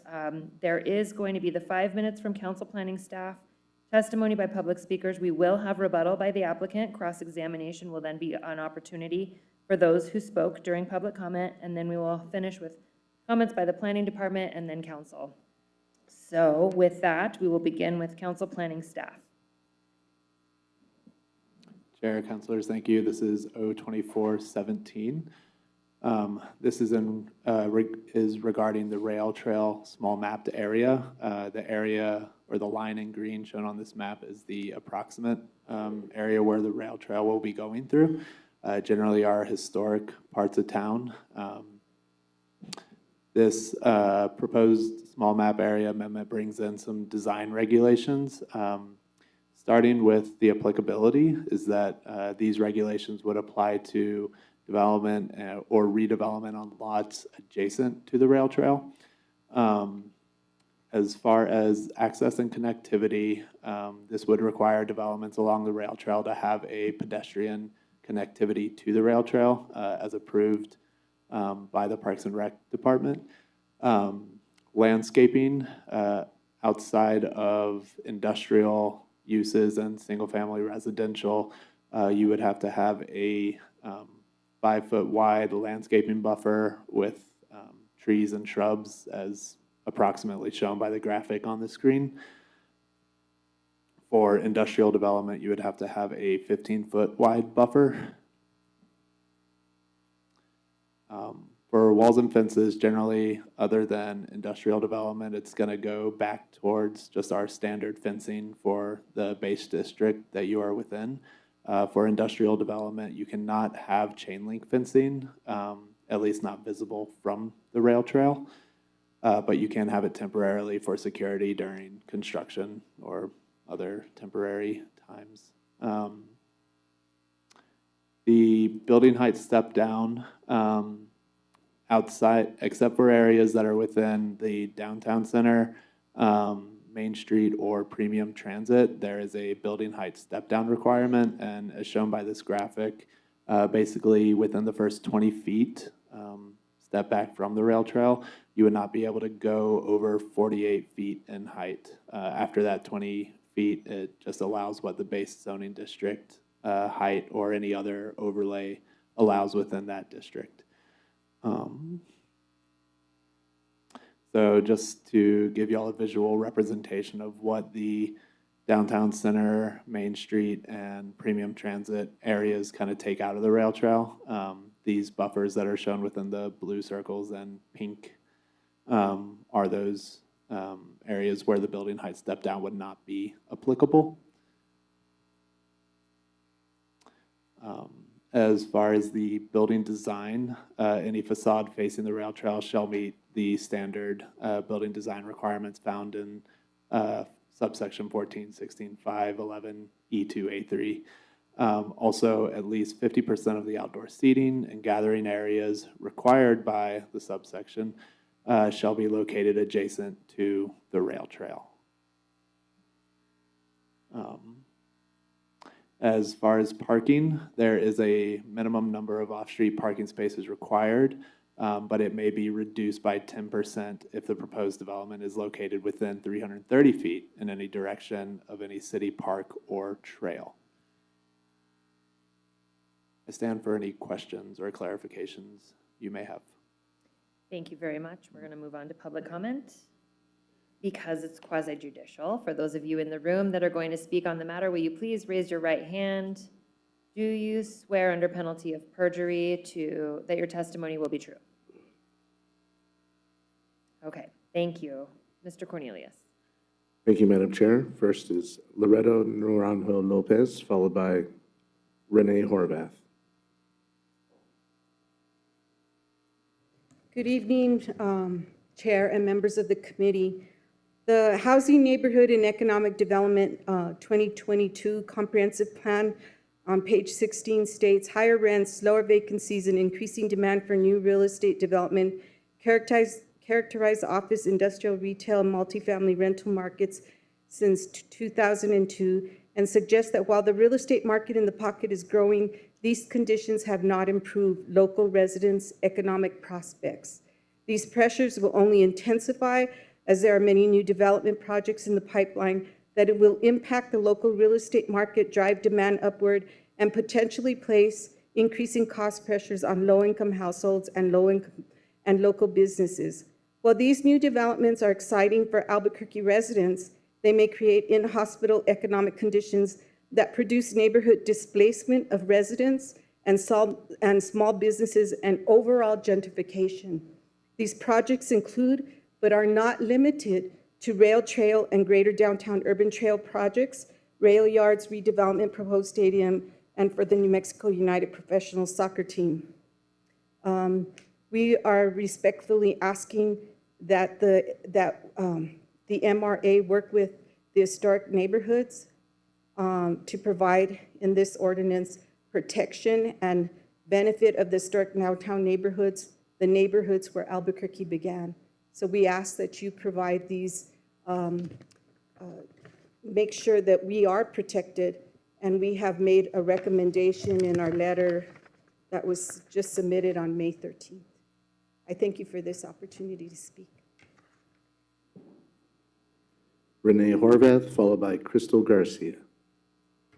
Hello, my name is Renee Horvath again, and I did attend that hearing at the EPC on another case, but listened in on what the comments were, and I was most interested in hearing the design standards, and I thought it was very important to uphold the design standards and the buffers and the step down. And one of the biggest, the most that was commented was that they wanted to prevent the canyon effect along the rail trail. So I think that's why there is the step back, and I think that would make it architecturally more interesting instead of a straight up and down building. And so I guess I hear that there is amendment to remove that step down requirement, and maybe for somebody in the Sawmill area would like to have that, but maybe instead of removing it, maybe there's another approach. If he can come up with another specific architectural design that really complements the building so it's an attractive along the rail trail, maybe go that direction instead of removing the whole thing. So I still push for more protection, make sure we have enough parking, nice architectural features, and I think people will enjoy this. And so that's where I'm coming from with my comments. Thank you. Crystal Garcia, followed by Suzanne Lubar on Zoom. Hi, thank you. Crystal Garcia with the HNA and the Protect Preserve Barelas. The Historic Neighborhood Alliance is concerned with the rail trail in general due to the proximity of the historical neighborhoods. The city of Albuquerque continues to perpetuate racial inequities in minority communities and provides no plans to stop the gentrification and elimination of our historic neighborhoods. The HNA does not support the outdoor use along the rail trail due to the environmental impacts to the neighborhood. The following is recommended. The Metropolitan Redevelopment Office will meet the historic neighborhoods to begin a process to stop the impacts for the rail trail. No parking facilities in the historic neighborhood. Provide no parking sites throughout the historic neighborhoods and provide permits to residents in the neighborhood to park in front of their homes. Airbnb shall not be allowed in the historic neighborhoods. Traffic and environmental impact study be provided before any construction of the rail trail begins, and real measures to alleviate the traffic and environmental impacts. No drive-ups allowed. Services in the historic neighborhoods. All historic neighborhoods shall have their character protection overlay zones updated to be equivalent or stronger than the Wells Park neighborhood. No cannabis dispensary or consumption in the historic neighborhoods. Rehabilitation of older homes. HNA requests that the city of Albuquerque show how the rail trail is more advantageous to the community and how it would protect the identity and cohesiveness of neighborhoods before any construction begins. Suzanne Lubar, followed by Jordan McConnell. Ms. Lubar, before you begin, will you please raise your right hand? And do you swear under penalty of perjury that your testimony tonight will be true? I do. Thank you. You may proceed. Thank you. Madam Chair, councilors, my name is Suzanne Lubar. I'm president of Heritage Real Estate Company. I'd like to express our support of O2417 Amendment 1, sponsored by Councilor Baca.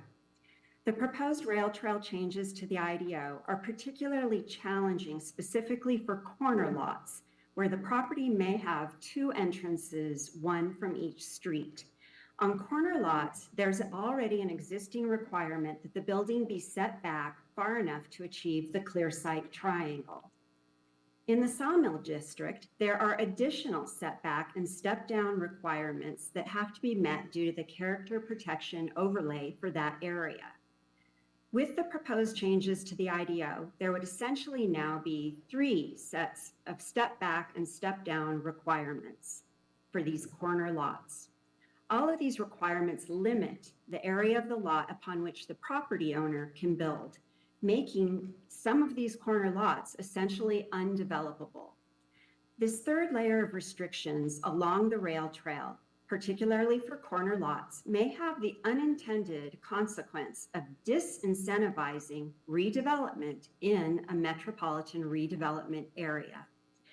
Without catalytic redevelopment, the benefits of the rail trail will be significantly less impactful than they might otherwise be. Please vote in favor of O2417 Amendment 1, which creates an exception for intersections or corner lots. Thank you very much. Jordan McConnell.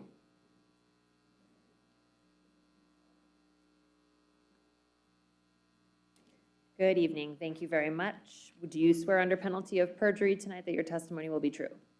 Yes. Thank you. You may proceed. So good evening again. I'm going to speak in favor of passage of the amendment concerning these changes near the rail trail. So as a downtown resident, and like many who live in the corridor from Old Town to Nob Hill, I don't use a car very much, instead preferring my bicycle or the ART system. So I look forward to the changes that this trail could bring.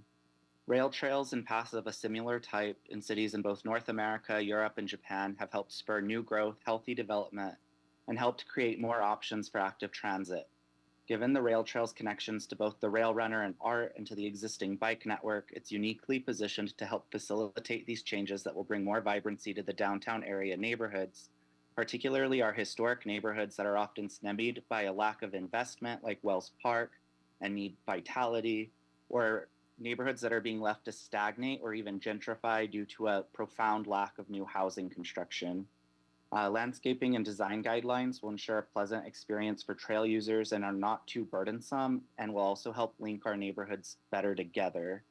Additional reductions or even eliminations of parking requirements would help add to the vitality as well as successful potential developments, while also spurring more alternative transit in the core.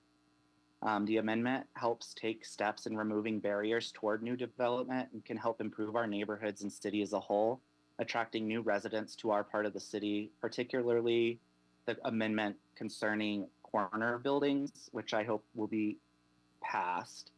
As a downtown resident, we're all excited about the rail trail and that possibility that it could bring a lot of new businesses and a lot of new neighbors. I recommend this amendment for passage, and I'm excited at the vitality it will bring by allowing more flexibility in the area and allowing more people to enjoy our dense historic downtown areas on bike and foot, which is the best way to experience them. So thank you, and please pass this amendment. Have a good evening.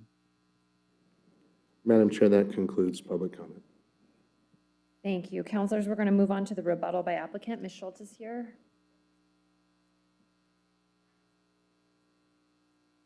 Madam Chair, committee members, thank you. At your last LUPS hearing, you got a pretty robust presentation from Metropolitan Redevelopment staff about these proposed changes, the EPC process, what's the word I'm looking for? It's late, I'm sorry. Negotiations that happened as a part of the EPC process where the department responded to public comment and altered the proposal at EPC. I'm not going to reiterate the presentation that was given to you last month. We would request that you affirmatively vote this package as the EPC recommended it, and myself and the agency's director, Mr. Bruner, are here for questions. Thank you. At this point, there could be cross-examination by anyone who spoke during public comment if you have something to cross-examine based off of those comments. Going once, going twice. Anybody online? Okay. Moving on to comments by the planning department. Mr. Voss.